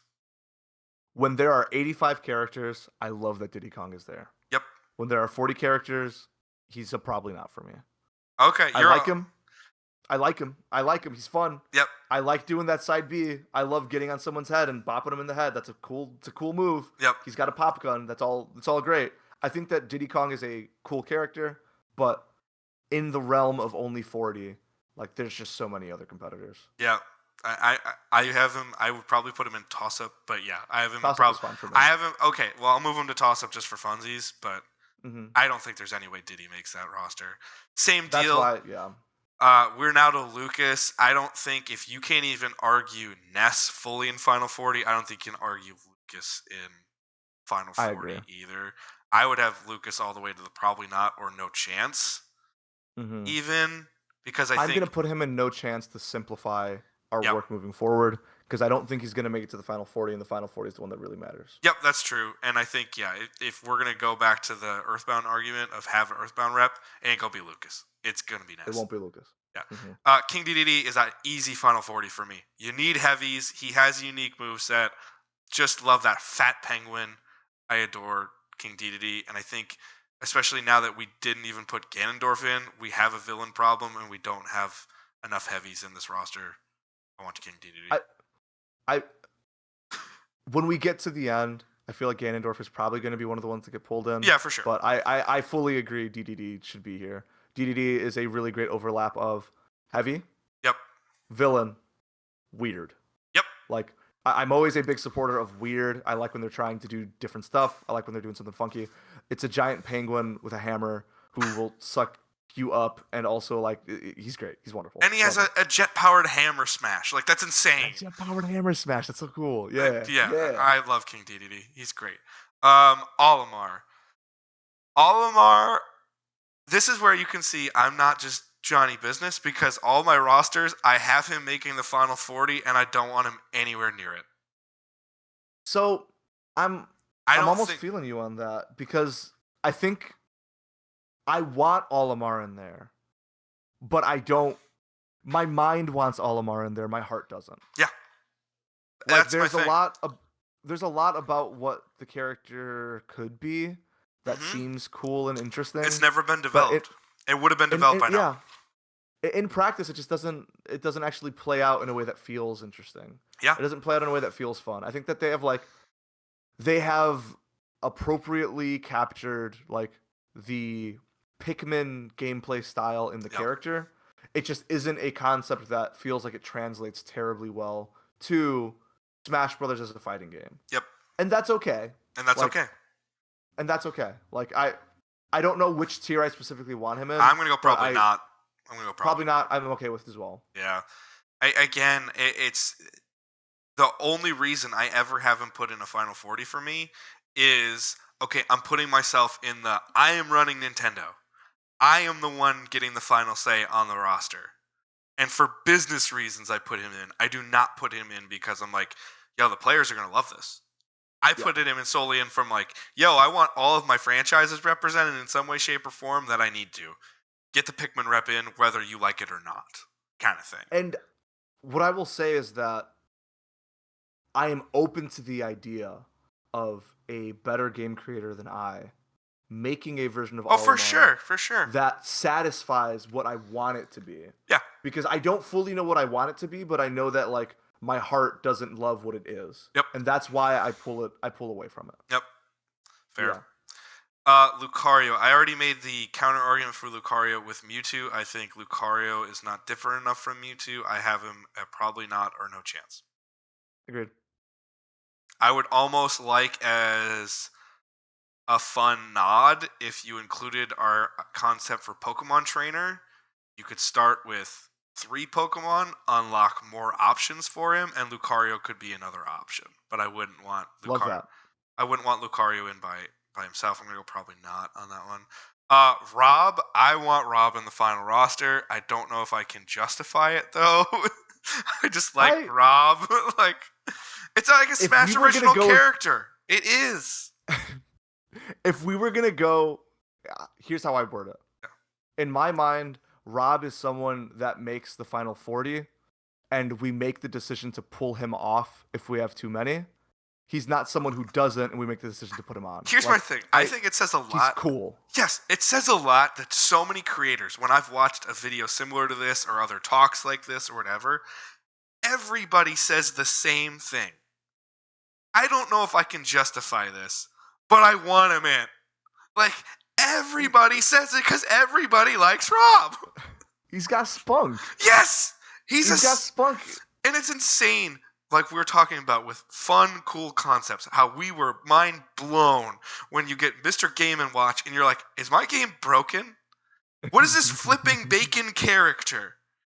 Yeah. When you get Rob out of the subspace emissary and you're like, wait, it was a robot the whole time? And you're like, and now I get to play as this robot and it doesn't play anything like I thought it was going to be. And then you learn after the fact, yo, in 1985 to 1990, they made this thing for the NES that had 2 games that barely worked, and that is the basis for this character. And you're like, that is such an amazing chef's kiss detail for Nintendo to add.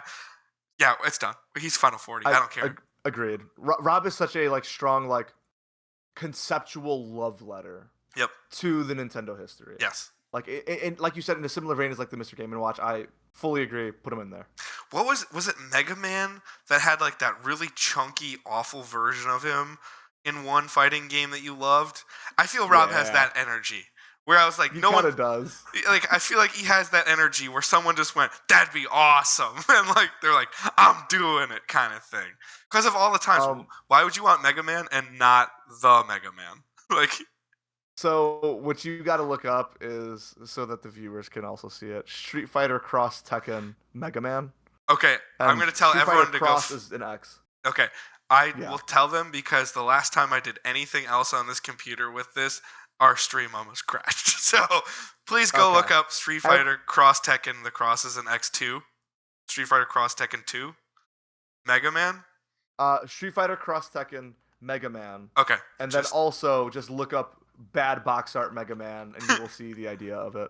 I am a big supporter of bad box art Mega Man. I thought that was a really fun example of just Capcom doing something real crazy and outlandish. And I understand all the Mega Man fans felt disrespected by it. I have a word for all the Mega Man fans. Get over yourselves. It's cool. It's a really goddamn cool idea. And you got Mega Man in Smash. So at this point, if you are still mad about bad box art Mega Man, do better for yourself. Yeah, fair. All right, we are now back to Smash. We are on our final Brawl character. It is Wolf. I have Wolf at probably not. Probably not. Only reason I would increase him is villain over Falco, but it's a probably not for me.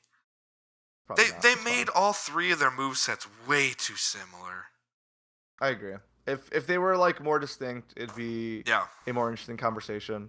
I think that if the original Smash Brothers had all 3 of them, Wolf is maybe the one that I would have picked amongst the 3. Yes. But that wasn't how it played out. That's not where the feelings lie. So there's an inherent bias of seeing Wolf and feeling yes, a Fox clone. Yes. Yeah. All right, we are on Villager. Villager is an easy Final 40 for me, and I'm not even an Animal Crossing fan. But Animal Crossing is one of their biggest franchises. You gotta rep Animal Crossing with how many people played it. New Horizons literally brought, I think, millions of people through a pandemic. Without it, they would have gone the way of the dodo. And beyond that, when you get to Smash, Villager has one of my favorite movesets of all time. The fact that I can plant a tree, chop a tree down, and hit someone, and it's one of the most powerful moves in the game. Are you kidding me? The fact that the fact that you found a way to take one. This is what I hated when I first saw Villager, because I just saw Animal Crossing, wasn't into it, and then when they put Villager in Smash eventually, I was pissed. Because I was just blindly going, I don't like Animal Crossing, Villager doesn't fit, this is stupid. And now I am total 180. The fact that you can make fireworks, a bowling ball, a tree, plants, Yeah. you can do balloons, you can make all those weapons, Mm-hmm. but all in like an accidental fun way, not But in they're like, not weapons. They're not like yes, tools of destruction. They are just like instances and items that are being it's utilized it's for literally benign purpose. It's so it's good. literally if like fail army videos off of YouTube became a Smash character. Like that is what Villager is, and I'm here for it, dude. But Oh, my tree fell on you, and you got knocked out. Sorry. sorry, yeah. The only thing I will add is that I agree Animal Crossing needs to be represented. I would probably pick Isabelle over Villager because she is more distinctly a character. So here's what I was gonna tell you. This will be my spoiler where we can cut ahead again. I got Isabel in Mhm. for the same thing because the movesets are also different and unique.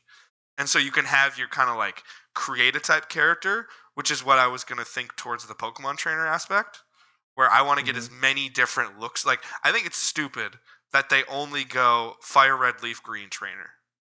Yeah. Like even if you were gonna still keep the Squirtle the Charizard vibe, why wouldn't you put Gen 2, Gen 3, Gen 4? It's one model in the background. It's not like you have to do a full move set for that character. You can do Yeah. the same thing with just a skin. Like it has the Mhm. same entrance, it has the same exit, it has the same cheer, it has the same damage. Yeah. It's just a different skin. And for Mhm. me, that's what I'm like, what are you doing? So that's where I I'm like, I would keep Villager in from unique standpoint, and I have Isabel as this is the character rep, but it's such a big franchise, I think it deserves 2 reps. I'm not mad at it. Do you want me to put I Isabel in right away? now so the thing that I'm thinking is that by the end, when we're down to 40, I don't know if we will still have to. Yeah, okay. So you want Villager in as a final 40, and then I think when we get to Isabel, we revisit the conversation of where she might fit.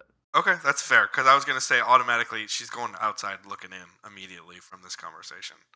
So I was kind of Okay. just going to pull her and put her there. Alrighty. We are on to Mega Man. This one was tough for me because Same. my mind says yes, my heart says no. And I also don't think the way I've been approaching it, talking so much about history and impact, I don't think Mega Man has that anymore. A lot of that was Ooh. do you know what I'm saying? Like, it's so strange I get what you're because, saying. like, a spiritual successor is the most important Mega Man game of the last 15 years. Yeah. You're It's not not wrong. even true Mega Man game. It's like Mhm.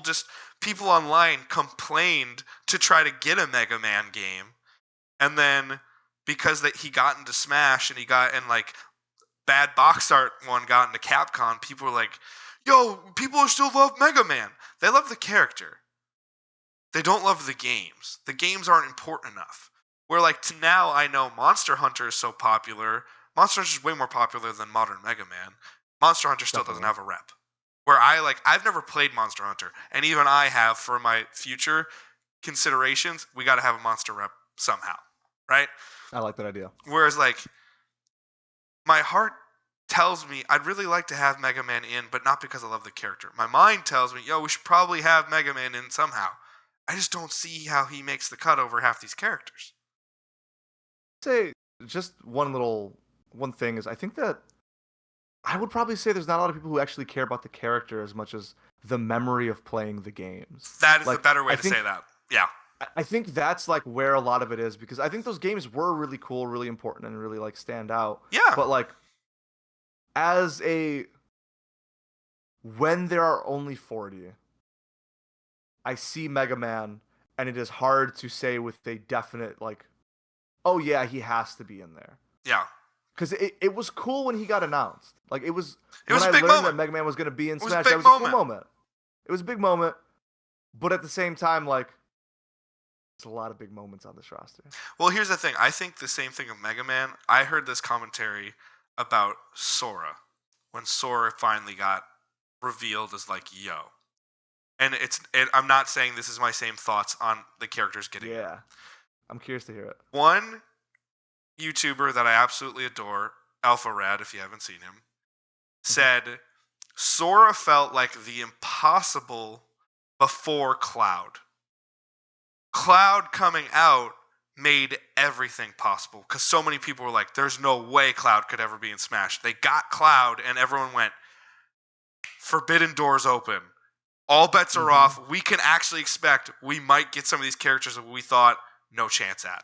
So it was almost like, yo, the Sora moment, not that it wasn't cool for so many people. I'm not a Kingdom Hearts fan. I don't have the same, like, I'm going to cry because Sora's in the game that so many people had. But I know it makes a lot of people happy, and it is a big deal for gaming that Sora got in.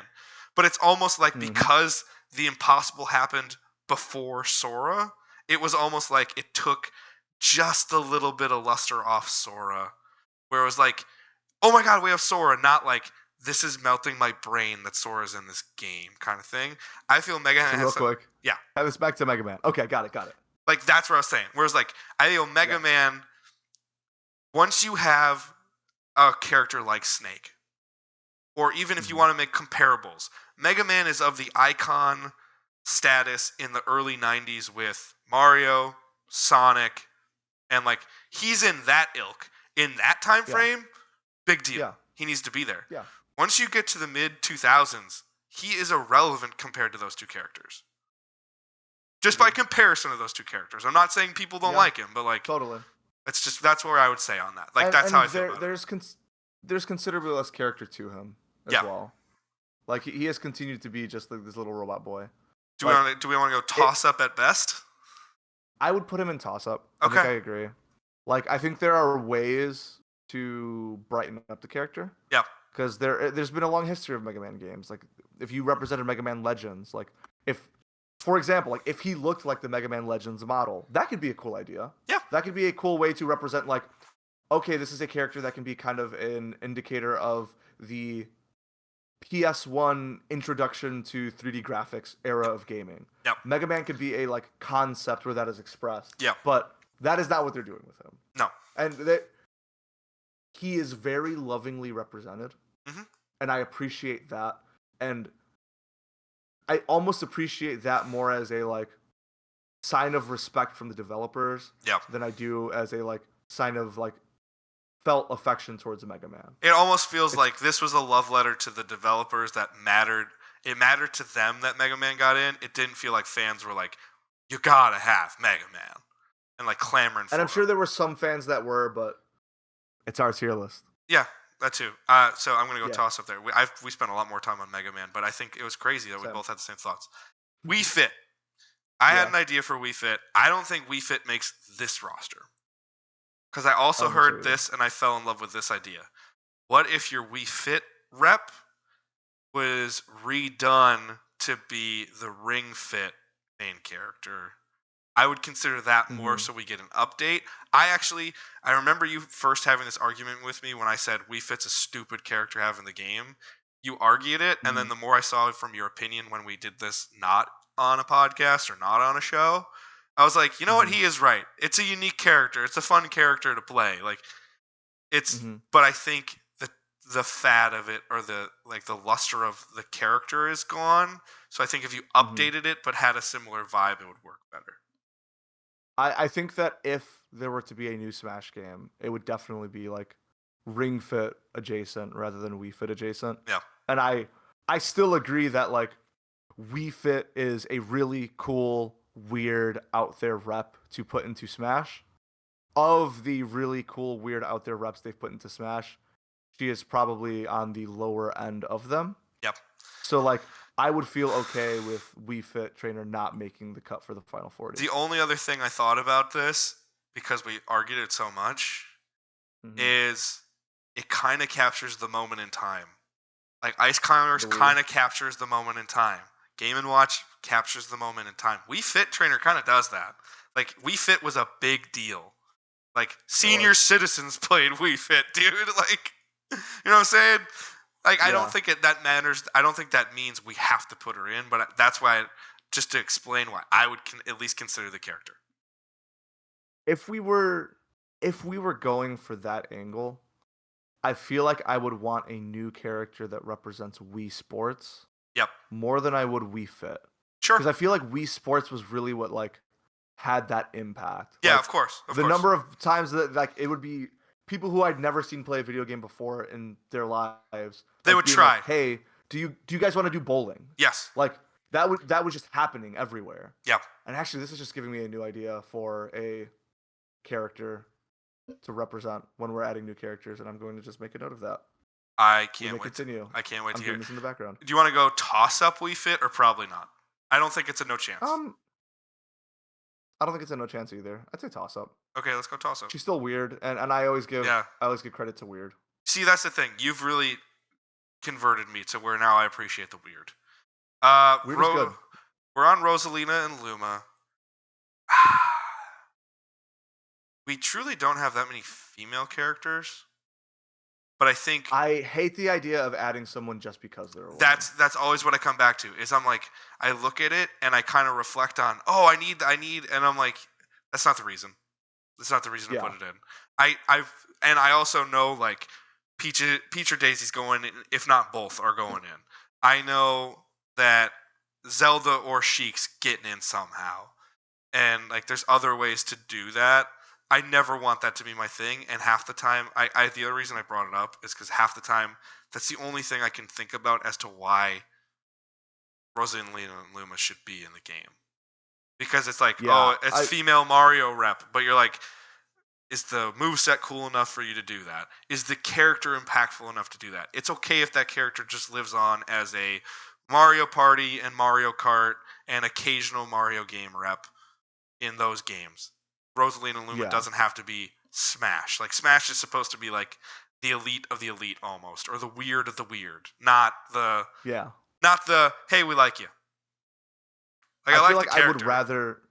I would rather us skew towards making more cool girl characters than to add Rosalina to make sure that like there's a balance in it. Yeah. I will also call out, as I'm looking at the rest of this roster, a lot of cool women characters, a lot of cool women, a lot of cool girls that are probably going to make the cut. Yeah, that's exactly what I was trying to say. Is like, I love Peach and Daisy, I love Zelda and Sheik. They're gonna like at least one or two of them is gonna make it. I'm saying moving ahead. And then moving ahead, yeah, that's the other thing I was gonna get to. Is like, there's other cool female We've got characters. some absolute bangers out there. All right, I'm gonna go probably not on Rosalina and not. Luma, but not a no chance. Little Mac for me is an easy Final 40. Such a unique vibe. I think Little Mac is a Final 40.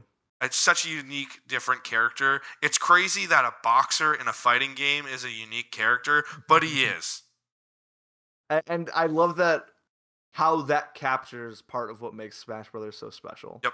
Is that like there's a dude who just like fights, he just punches good, and like that makes him different than everyone else because they do generally try to make characters who aren't just punching good. Yep. And like I think that he is one of those characters that is also really great for new players. Yep. Like a lot of new players will like except the recovery move. But like that's part of it is that like they're already bad at recovery. Like the number of times I've seen new players just like not know that they should be hitting up B to get back on stage. Like Little Mac is a way for you to get started doing that, learning that and figuring that out. Just text me. My wife is love you too. Angelo says he loves you. For those that are not in the know, my wife just came to say hi and good night or text me what she needs. So, or for those that are not in the know, all those diplomas on the wall do not belong to Evan. That is a lie. The one that is just barely off camera, the smallest one, that is mine. Oh, the smallest one? The smallest one is mine. The other ones, all my wife. Okay, good. Let's put it into perspective. Sure I've got one. It's just the least important on the wall. There's a reason it's put at the bottom of the wall rather than up next to the other ones. I'm not going to lie. I love my time at UW Parkside. It gave me my best friend. It was wonderful. But if we're going to talk my academic achievements versus my wife, it's kind of like... Oh, yeah. It's Washington Generals, Harlem Globetrotters, and I'm the Generals. Like, let's be honest. It's Dr. Mario... He's spanking you, brother. It's Dr. Mario versus Little Max Case in this tier list. Like... And you know what? I'm comfortable and okay with that. Like... Good. All right, I'm let's glad I get. brought it up. We Yeah, could celebrate your wife for a little bit. yeah, of Yeah, course, she's the best.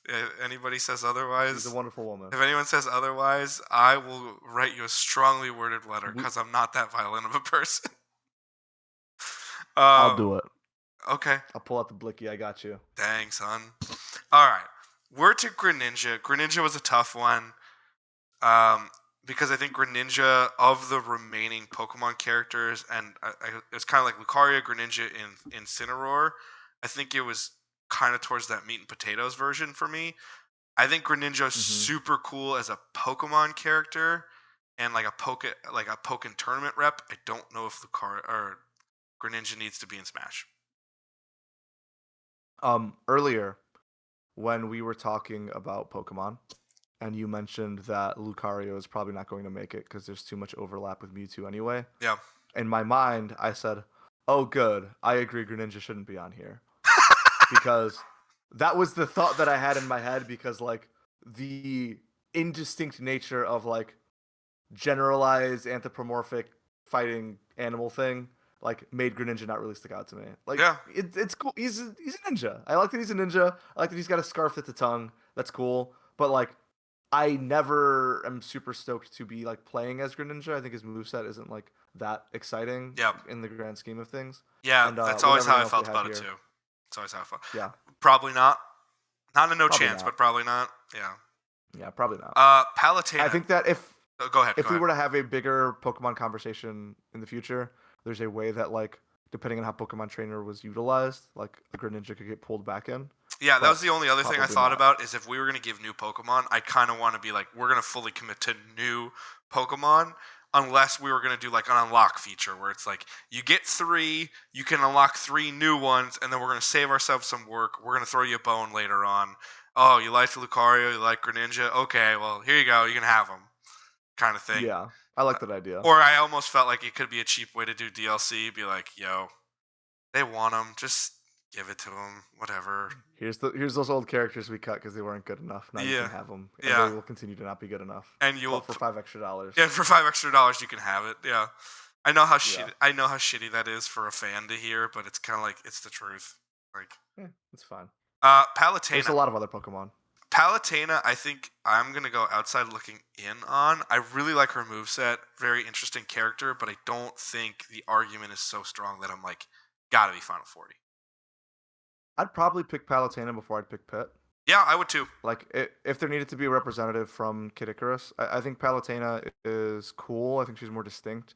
I think that like the way that they have her moveset be sort of a mix of like physical and ranged and magical. Like there are Heavy moves she defense does that character are like too. Heavy defense character too. yeah, which is cool and interesting and like she's got a look that betrays the moveset, which is her moveset is kind of closer to a heavy Yeah. than it is not, but you wouldn't think that looking at her, and I Oh think that God, is no. interesting.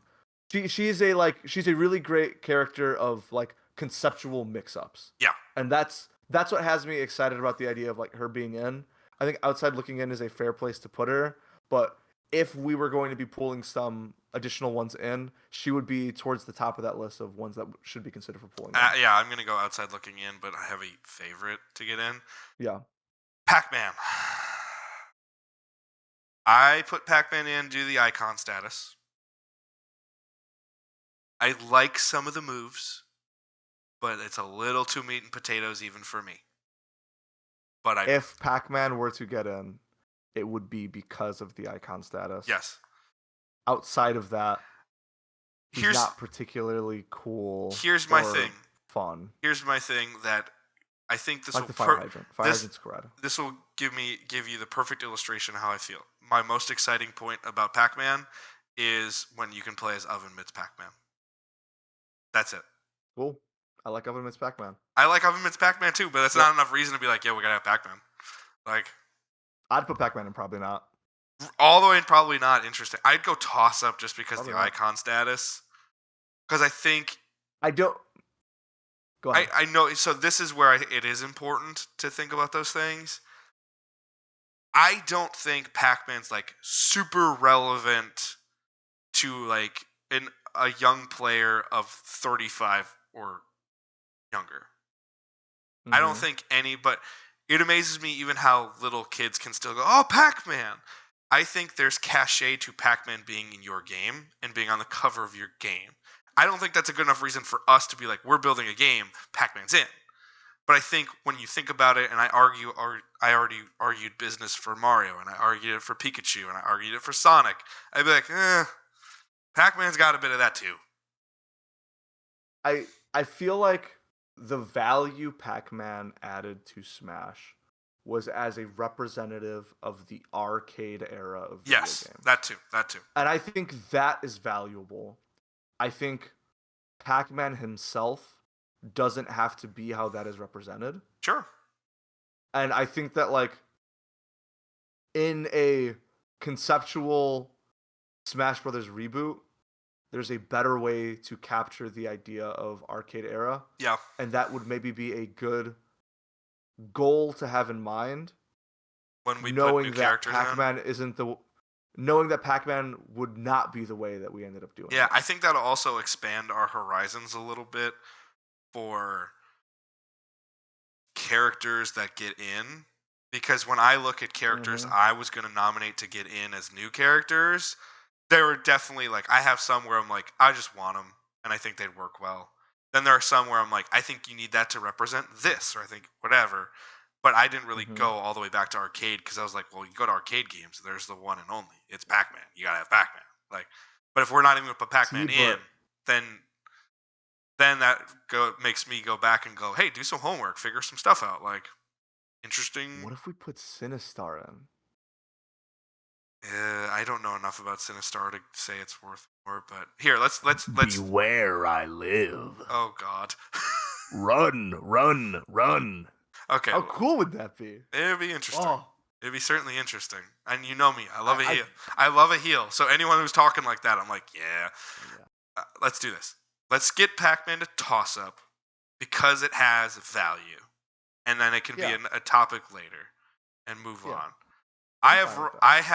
We're now to Robin. I have Robin as a probably not to no chance. I'll throw Robin in probably not. Okay. I just don't care. I just don't care. Exactly. I just don't care. And I also think of the gender bent characters where you can be male or female, Robin's the weakest of the three, even though the move set is the most unique. I love the idea of Robin. Agreed. I hate the execution of Robin because anytime I've tried to be like, anytime I'm on a Smash Bros. Kick and I'm like, you know what, I'm going to try to learn. I'm going to try to get better. I try Robin and within 2 to 3 matches, I'm like, nah, fuck Robin. I'm done. Like, I don't want anything to do with Robin. Put a wizard in the game. Absolutely. Yeah. Make a cool wizard moveset. I want that. Yes. I don't think Robin is a great execution of a cool wizard moveset. Yes. And, like, because of that, like, I don't know, like, oh, God, there's a thing on me. Probably not. Yeah. Do better. If they did better, then yes. They didn't do better. No, it's fine. Yeah, I have it in no chance. Should I move Robin up to probably not? Or should I just go no chance? No chance. All right, that's strong. I support you. We're on Shulk. I don't have enough of affection for Xenoblade Chronicles, but I have Shulk always in my Final 40 because I think Xenoblade Chronicles is an important new franchise to Nintendo. Shulk has an interesting moveset that is not easy to learn, but it's not like the hardest thing to learn either. You get the concept, and it's whether you can make it function or not. But I think it's a unique concept, unique feel, and Xenoblade is certainly a popular franchise for Nintendo post 2013, 2014. Like, people were upset they didn't get, not like so upset that they didn't get other characters, but people really wanted to get a Xenoblade 2 character in, and then when they got Pyro and Mytho, they were like super happy. I feel like if we need to represent Xenoblade, Pyro Mythra is cooler. Yeah, I do for sure. I think that the big value add of a Shulk is swimsuit Shulk. Yeah, I think that like that is kind of a genuinely like the thing that matters most to me about Shulk is swimsuit Shulk, because I think that is like a fun, funny, interesting thing, and like they really just threw like a twink ass twink in their video game, and like I think there are some people who very much enjoy that. In Yeah. a fan service sense, I kind of want to give them hunky boys without shirts on to Yeah. like support Fair. their cause. I kind of like that. Yeah. But like, if we were doing it for a Xenoblade rep, I would put Pyra/Mythra in before Shulk like Do you want 10 to times go over. outside looking in on Shulk, or do you want to go toss up on Shulk? Outside look, I would like to put him in outside looking in, Okay. and I wish that you put the correct sprite of him in because no one is ever using this skin for him. Fair. I do, but I rarely play as Shulk because I don't need shirtless Shulk. Oh, Uh, that's Bowser the only reason to do Jr. it. Bowser Jr. My heart says yes. My head says no. I don't think Bowser Jr. makes the final cut as much as I like Bowser Jr. I'm currently googling shirtless Shulk. Thank you for derailing this already 2-hour long podcast. Yeah, I shouldn't be doing this. That's just a shirtless boy. Yeah. Also, I don't know if you want to do that Google search with the fan art that's definitely existing of it somewhere. There was a lot of fan art that came up. You maybe even saw it in the reflection of my glasses. I thankfully was looking at the OBS feed to make sure that we weren't blowing my computer up. Hey, perfect. BJ Bowser Jr. I like the way that it represents the Koopa kids. through Yeah, the skins. I really like that. I think that's really fun. I think that's like a really like neat idea. I think it's a value I add. think- It's not a must-have. It's a value add. I- Like, oh, it's cool. I agree. Like, in terms of fun to play or interesting characters, there are probably some in the final 40 Yep. that I would remove to put Bowser Jr. in. Yep. But in terms of like holistically as a character, Bowser Jr. ends up being like okay. Yeah. Okay. So I think it's okay for him to not be in there. All right. Where are we putting Bowser Jr.? Probably not. Toss up. Toss Or up. Toss Up. Okay, that's strong for Toss Up. That's Toss cool. up. All right. Duck Hunt is our next character. I always have Duck Hunt in my final 40. You need a troll character. It is the trolliest of troll characters. I adore Duck Hunt, and it's such a unique, great way. It has a little bit of that Rob feel where it gets the Zapper Gun history in.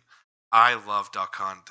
Dalmatian Duck Hunt is still one of my top go-tos. I love Duck Hunt, though. Very good. I have final 40. I think Duck Hunt makes the cut. Well, I think Duck Hunt makes the cut. Duck Hunt has in large part because of the like distinct moveset. Yeah. I think that the way Duck Hunt plays and what it represents, it also kind of has some of that like arcade era stuff in it. It's the light gun. It's the light gun thing, and I think it's cool to have a character that is a representative of that physical hardware again, kind of like Rob, but also like plays so differently from everyone else. Yeah. That tin can is such an interesting mechanic because it almost gets into like, and this is exaggerating a little bit, but it almost gets into the Ice Climbers territory where you are now playing two separate things, and you have to like have zoning understanding of a much wider area of the play space. Yeah. And like that's really cool. That's a really different like mechanic. That's a really weird different thing that like isn't being used elsewhere in the same way. Yeah. I think Duck Hunt is like a easy final 40. Yeah, I'm shocked how many times I thought I might have to argue for something, and we've gotten to it immediately. I thought I was going to argue. They're weird. I know, but I forget how much you love the weird characters. I thought I was going to fight for Game & Watch, but you'd probably go for it. I thought I was going to fight for Ice Climbers, and you went for it immediately. Mewtwo, I was amazed you went that quickly on.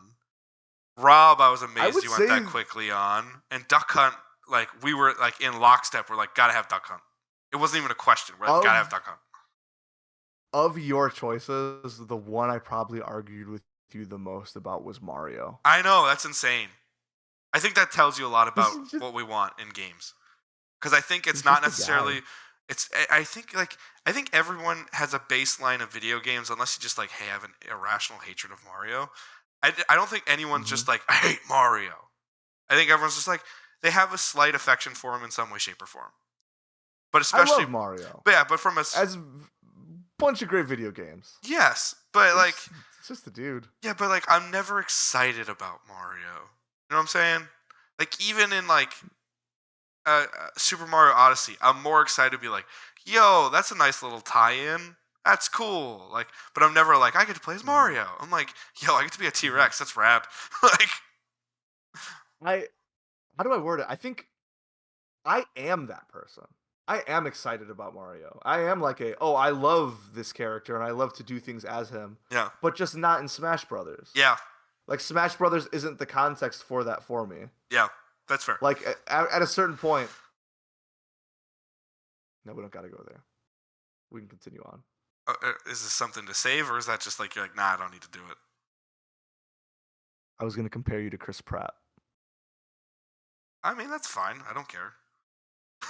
I was gonna say that's why you want Mario on this roster, because he voices Mario and you look like Chris Pratt. Not the first time that I've heard I look like Chris Pratt.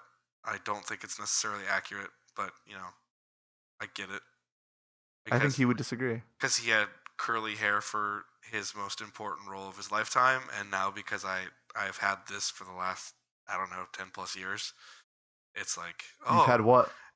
the nice curly You Q. want to show it? You want to show it to the fans at home? It's awesome. One of the best, Ooh, one of the best spit curls in the game. You goddamn right. yay, yay! All right, Throw that in your silhouette, baby. we are to Ryu. Final 40.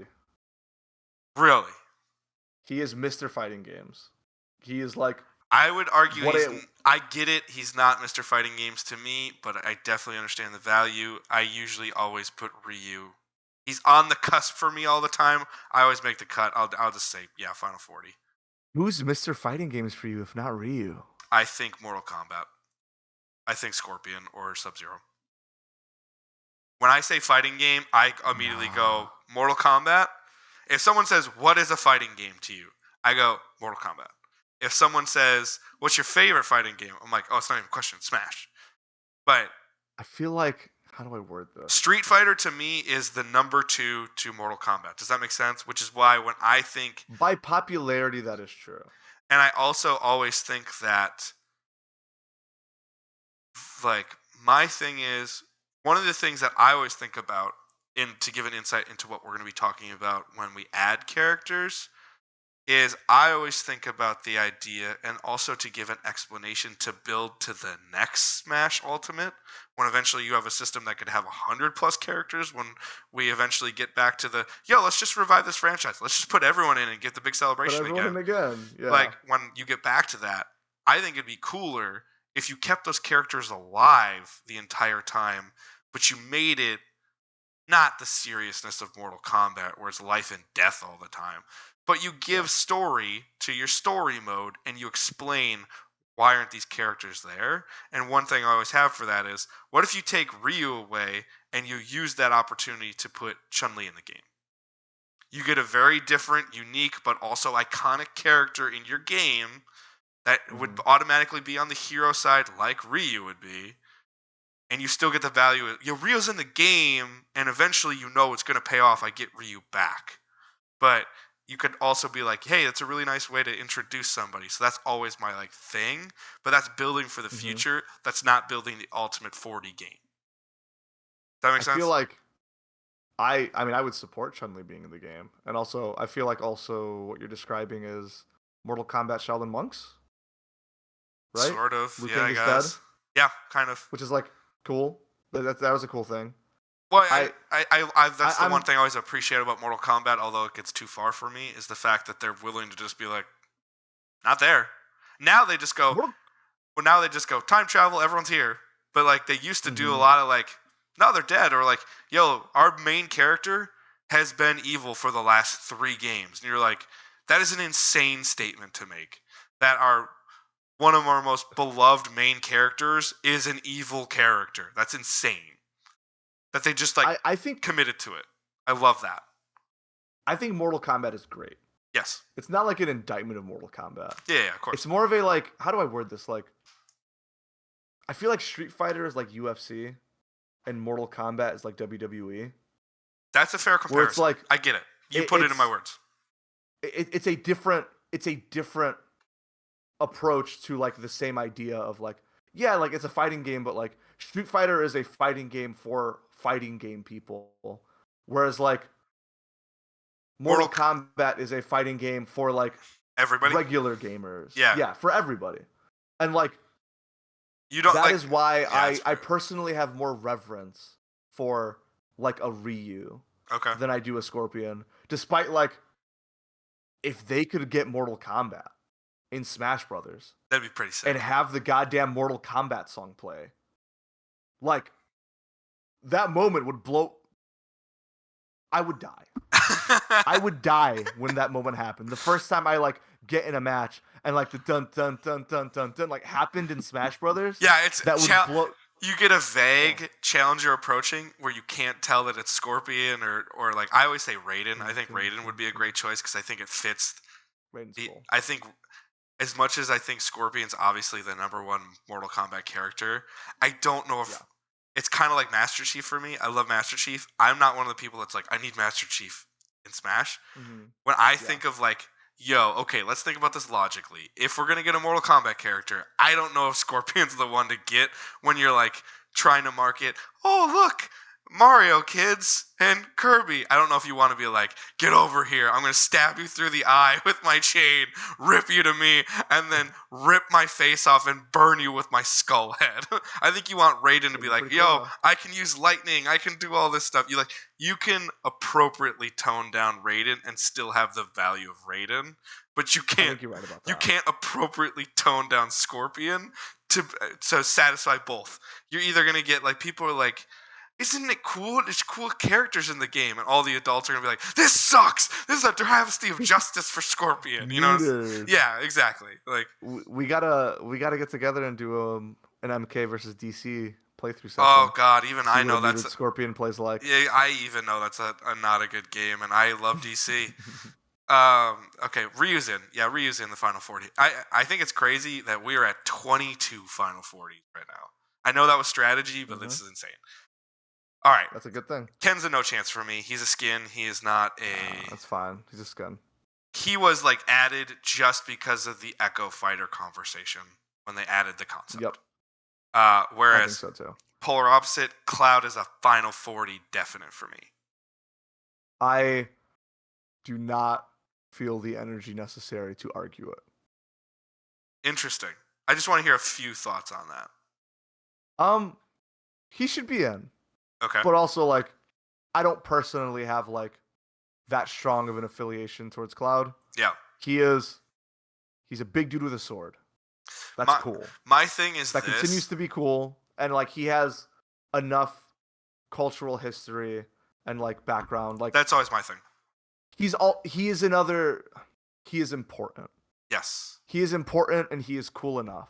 Like in a similar vein to some of the other conversations that we had, if I needed to have a Final Fantasy rep, I would probably put Sephiroth over Cloud.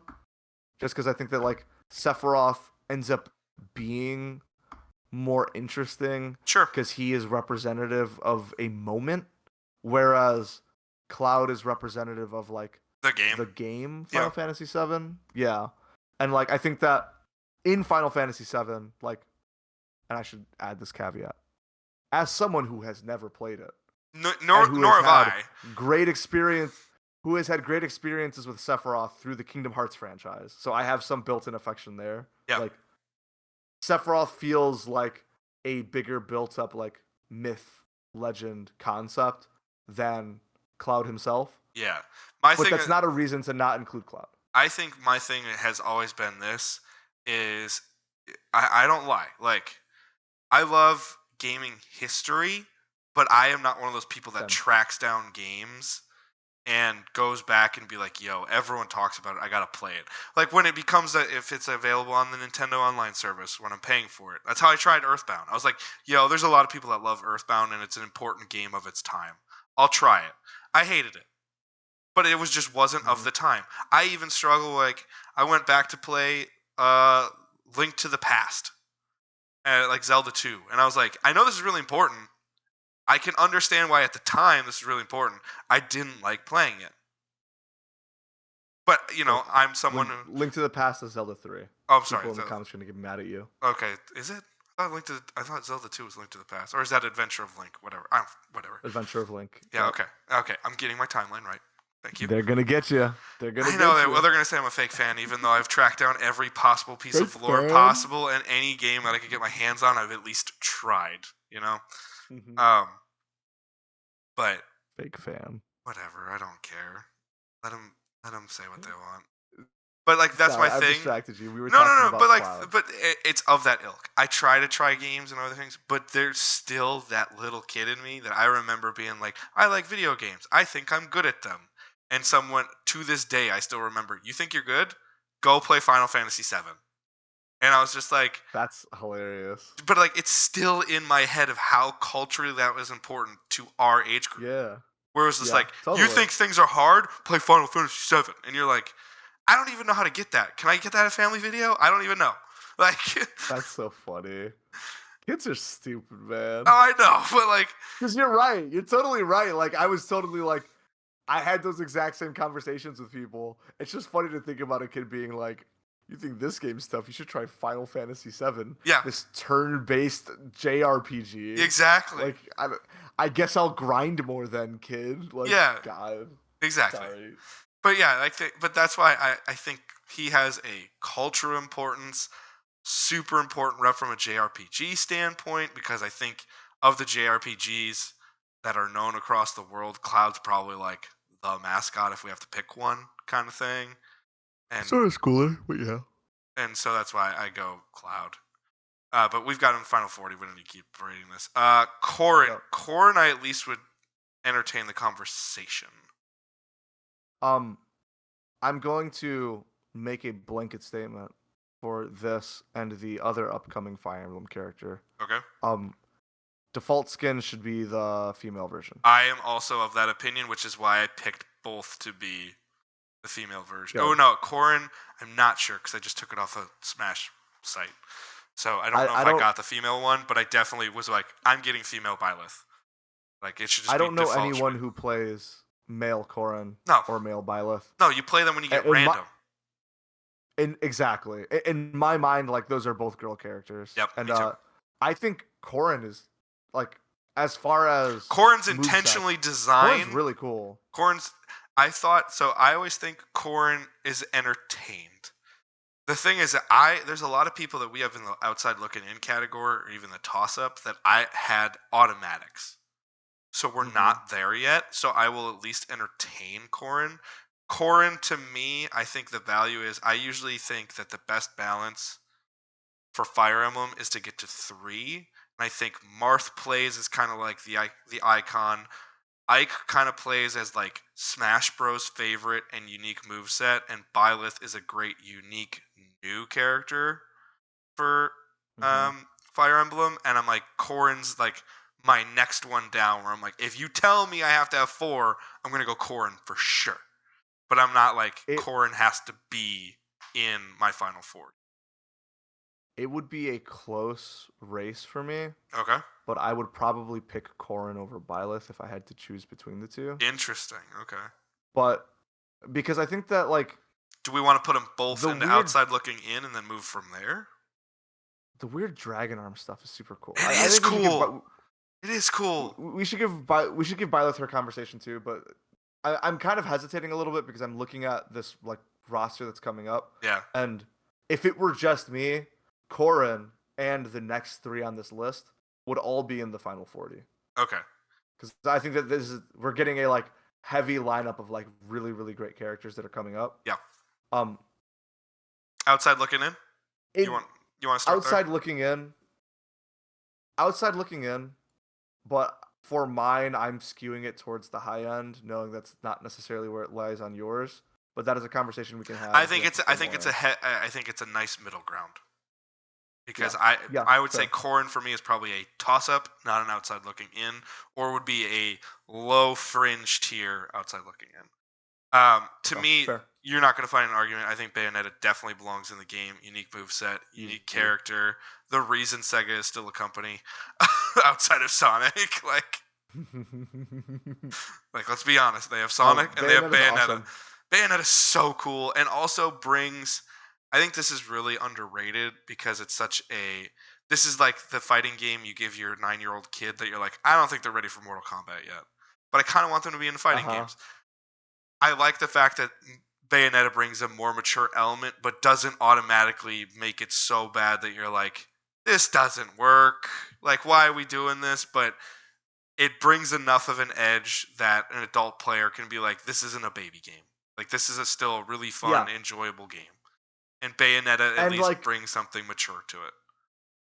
and they did a good job of like kind of I know this is a term that is loaded, but like censoring the character and not Yes. making her so overtly adult and sexual, but also not feeling like they have betrayed the core They didn't concept hide of the it though character. either. Like all the movements, Exactly. the victory screen, the Yeah. taunts, they like just the way the character moves. It is very sensual in nature. It has a very Agreed. again brings up my DC knowledge. Like when I look at Injustice versus Mortal Kombat versus DC, Injustice does a good job of being like, "Yo, I'm gonna make sure you understand the character of Catwoman by her movements." Or Poison Hmm. Ivy through her movements. They are sensual. They are sexual in nature. They have that tone to their character. But Bayonetta does the same thing in Smash, but it's not hitting you over the head with, "Hey, this is a really mature character that doesn't belong in this game." Hmm. I So agree. And like I think on top of that, like she's cool. she's Like just cool. doing hair fight hair fight moves is Yeah, weird and wild. Having like hair demons that you summon and attack people with, summoning a giant just foot to just like destroy a dude like that. that's Rad, rad. rad. That's super Yeah, rad. You can't even argue it. It's super rad. Uh, Bayonetta's out there. She's fun. yeah. Easy Inkling, easy Final 40 for me. This But is that tune, yeah. Inkling is another one that to me is default female. Yep. Because the female is the mascot. Hmm. I just it's a squid with a super soaker, and beyond that, apparently I'm Johnny Microsoft with the the money sign. Splatoon is money for Nintendo, and Splatoon is Hmm. clearly one of their big investments of their future for good reason. I've tried to play it and it just doesn't work for me, but I always want to get into it. I love the aesthetic. I love the vibe. I think it's a great way to get people away from just what's a shooter game? I don't know, Call of Duty where you just snipe people in the head or things that are even more graphic than that. It's really cool that you can have a shooter experience but also have it be playful in nature and not just like PTSD. Like Yes. And yeah. like Splatoon is just so perfectly representative of like Nintendo creativity. Yes. Like we can do a third person shooter, but a third person shooter doesn't have to be like the way all other third person shooters are. The way that they have a game that is focused on the core gameplay element of shooting, but expresses out not necessarily in Yeah. the destruction of other players, but Yeah. like the spreading of the color. Like it is a cool representation of something that I think makes Nintendo special Yes. and Nintendo unique in that they can really find a good core gameplay loop Yeah. in anything. Yeah. And like Splatoon is a great way to represent that. And like I don't know, also like cool fashion. Like Yeah. there's a huge fashion element to Splatoon Yeah. that I think is really awesome to like represent and like out their idea, Inkling, 16 costumes instead of 8 because fashion is such a core thing I to love those that. games. I love it. That'd be a cool thing to do. I Yeah. love it. I think that would be a great Hmm. idea.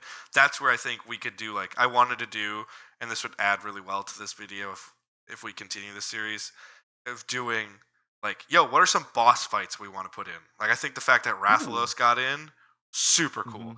Uh So fun. it wasn't the greatest boss fight at the time, but I remember feeling like in Brawl when you fought Rayquaza, even though it was like the Rayquaza, first boss, Rayquaza was a cool like, yo, they put Rayquaza in this game? Like that's a insane. wild moment. Yeah, Yeah. where you're like, I'm unlocking Diddy Kong by fighting Rayquaza. This is a fever dream of awesome. The crossover potential, man, it's awesome. It's I so know. cool. Yeah. Yeah, So this is fun to do just as a reminder of like how enjoyable it is. awesome is Smash Brothers as a thing. Yes. Like just the very nature of what it is, like the celebration of video games as a medium. It's so Well, that's the thing is wonderful, like wonderful. I love. I've been watching a lot of reaction videos over the past year where I've like to Star Wars videos and to Stranger Things or some of the Marvel shows. The things that like get giant swaths of people just at a fever pitch of excitement. Because like I will still go back and watch reaction videos to Mandalorian season 2. It's 4 years old now, almost at the time. I know Luke Skywalker's coming out in the fucking black coat, but I still remember sitting in my basement with Ab, and she's looking at me, and I'm going, no, no, it can't, like, no. And she's like, what? I'm like, it's Luke Skywalker, dude. Like, losing my mind That's really because funny. it was the impossible. And now I've done the same Yeah. thing with reaction videos to Smash Bros. Where people are like, no way, dude. Like, or when Banjo's announced, or King K. Rool even, people were like, it's finally happening. People were stoked, yeah. And I was the same way, just being like, I've never successfully played 2 levels of a Donkey Kong Country game in my life. And I have been in love with the King K. Rool character since the moment I saw him because it is He's so good. absurd. He's And so good. I will tell you this right now. 80% of the time I play Smash, I am playing as King K. Rool because he is my good reason. ultimate fat crocodile troll character and I adore him. And I And just he's like, rah, rah, rah, rah, rah, rah. exactly. Oh, And yes. on that note, it's perfect to talk about this. Long overdue, easy Final 40 for me, Ridley. Easy Final 40. He was not too big for Smash. Not too big They for fit him Smash. in the game. They I fit him agree. in the game. Ridley fit perfectly. The villain is there. What a great heavy with some speed to it. And it still had some like boss fight elements with a big sweeping attack with the tail. It was great. Yeah. Ridley's such a And, like, great ad. Just this big evil space dragon. Yes. Is a really fun idea for a character. And as far as like moveset stuff goes, I really like his down B move. Yep. For just the like very deliberate spacing necessary. Like it adds an element that's kind of like Marth, how Marth has the tipper on his sword. Yep. Like having a move that you can only hit with that range. They've represented a few other characters. Luigi has something like that too. But like Yeah. on Ridley, it's cool because of how much space you end up needing in order to make that tipper actually hit. Yeah. Like alongside being just like cool, there are some like interesting little quirks Yeah. to his moveset that I think like are rad. Absolutely. I think it's tremendous. Tremendous ad. Ridley's great. Here's where I would go not a shoe-in. It's Simon. Mm-hmm. I'd like to have Simon in. I don't think Simon needs to be in. And I didn't, the character, like I've never played a Castlevania game. I tried Symphony of the Night a little bit. Mm-hmm. I love the aesthetic and the idea of Castlevania. I've never liked a Castlevania game, and in Smash, I'm like, that's really cool. He got in. I think think Dracula as a boss is more important to have than Simon is as a character. I think I agree with you on that. I like the idea of Castlevania being represented. Yes. I don't particularly need it to be Simon or Richter. Yeah. I would do say Alucard. Personally, I was Alucard. bummed it wasn't Alucard. Alucard is just so goddamn cool. What Yep. a cool goddamn character. Oh. And also, like, I'm someone who loves Symphony of the Night. I think Symphony of the Night is, like, incredible.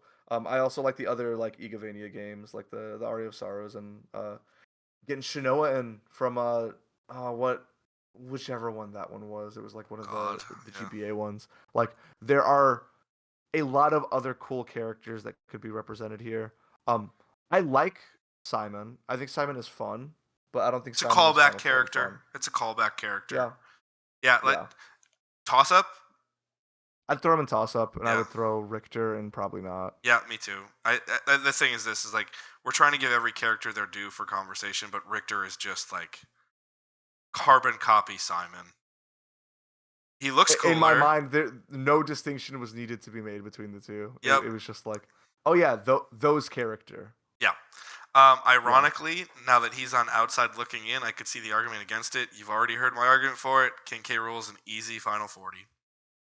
Yeah, I think I'm cool with that. I love the idea we build this roster and King K. Rool makes it, but Donkey Kong doesn't.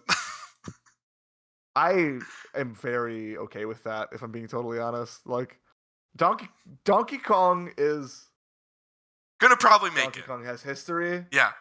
Donkey Kong is history. King K. Rool is character.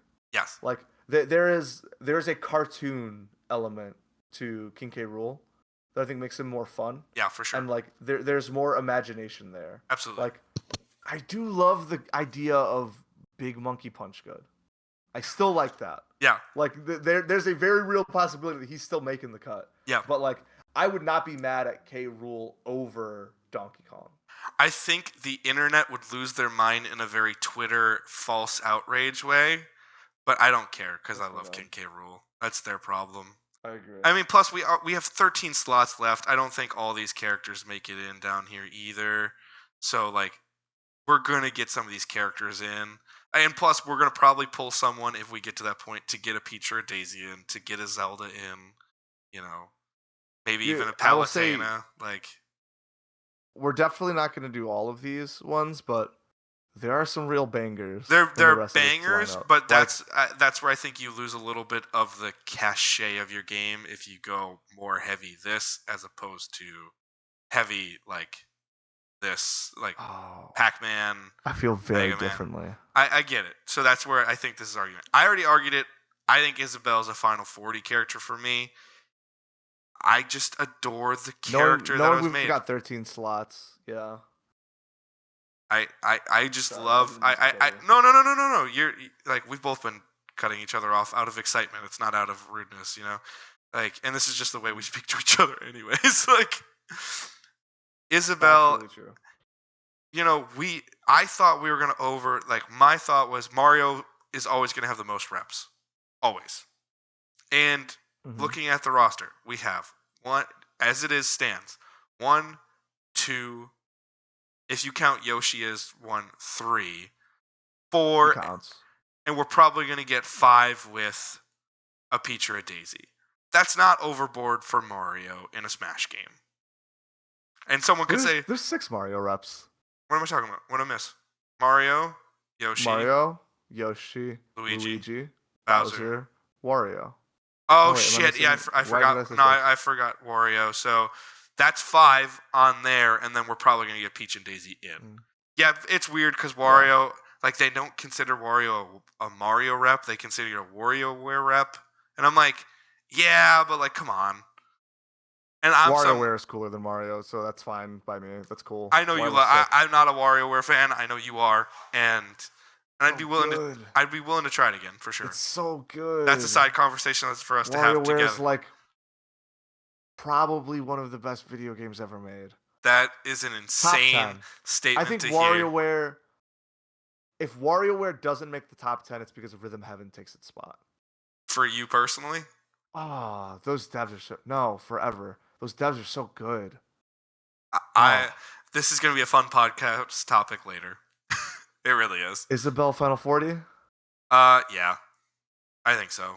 I'm cool with Isabelle Final 40 there might be a conversation later on about maybe she has to how go. Contentious this Final 40 gets. Yeah. I was going to say maybe Villager has to go. I think you in a similar vein to the K. Rool versus DK thing, like Isabelle has more legs. I disagree. Because I think we'll get to it, but I think Villager, you always want to favor. You can tell by my theory, like, I want to have Sephiroth in this game. I have no bones about it. When we get to it, we'll have more conversation. But I think the value is in having Cloud, not Sephiroth.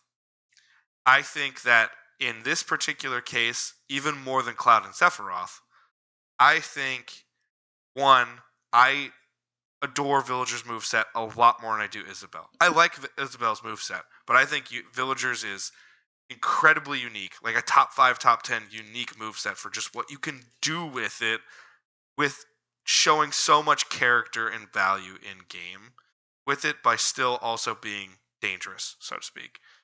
And I also think it's more valuable because it's the player character versus like the side character in the game. Does that make sense? Like, I know that sucks to just boil it down to that. No, so the thing I gotta ask, just because I'm genuinely not remembering right now, what is different between Isabelle's moveset and Isabelle's got like the moveset? The fishing line. Isabelle's got, I think, a variation on the Butterfly You're right. net. I think Isabel's got one Okay. other one. They So she doesn't have have the cheat. She doesn't have the tree chop. no. She doesn't have the tree chop. She does not have the bowling ball. No wait, no. Yes, she does. It's the pot. It's the potted plant. The Um, pot. Yeah. like they're pretty similar, but I would say if of the two, I definitely prefer Villager's moveset. That chopping tree, I can't admit, I can't say I'm The not chopping biased. tree is iconic. Yeah, it's dope. I That's a top one of one part move, dude.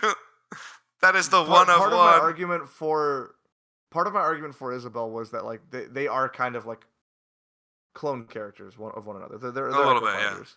But like I like the fishing line move. And Yep. I think the fishing line move is representative of Animal Crossing in a good way. Yep. But I also really like the tree chop move. Yeah. I think that tree chop move is special. It is in special. the like canon of like Smash moves. Yes. Um, I play full rounds just planting trees, trying to hit people. I don't even try to win. I just try to go plant tree, cut tree, hit tree with somebody. I would almost like because I'm going to express the thoughts that I'm having Okay. with the caveat that We I can don't also know that do I this fully later, agree but with the continue. thoughts that I'm saying. Yeah. No, we're already here. We're in it. Yeah.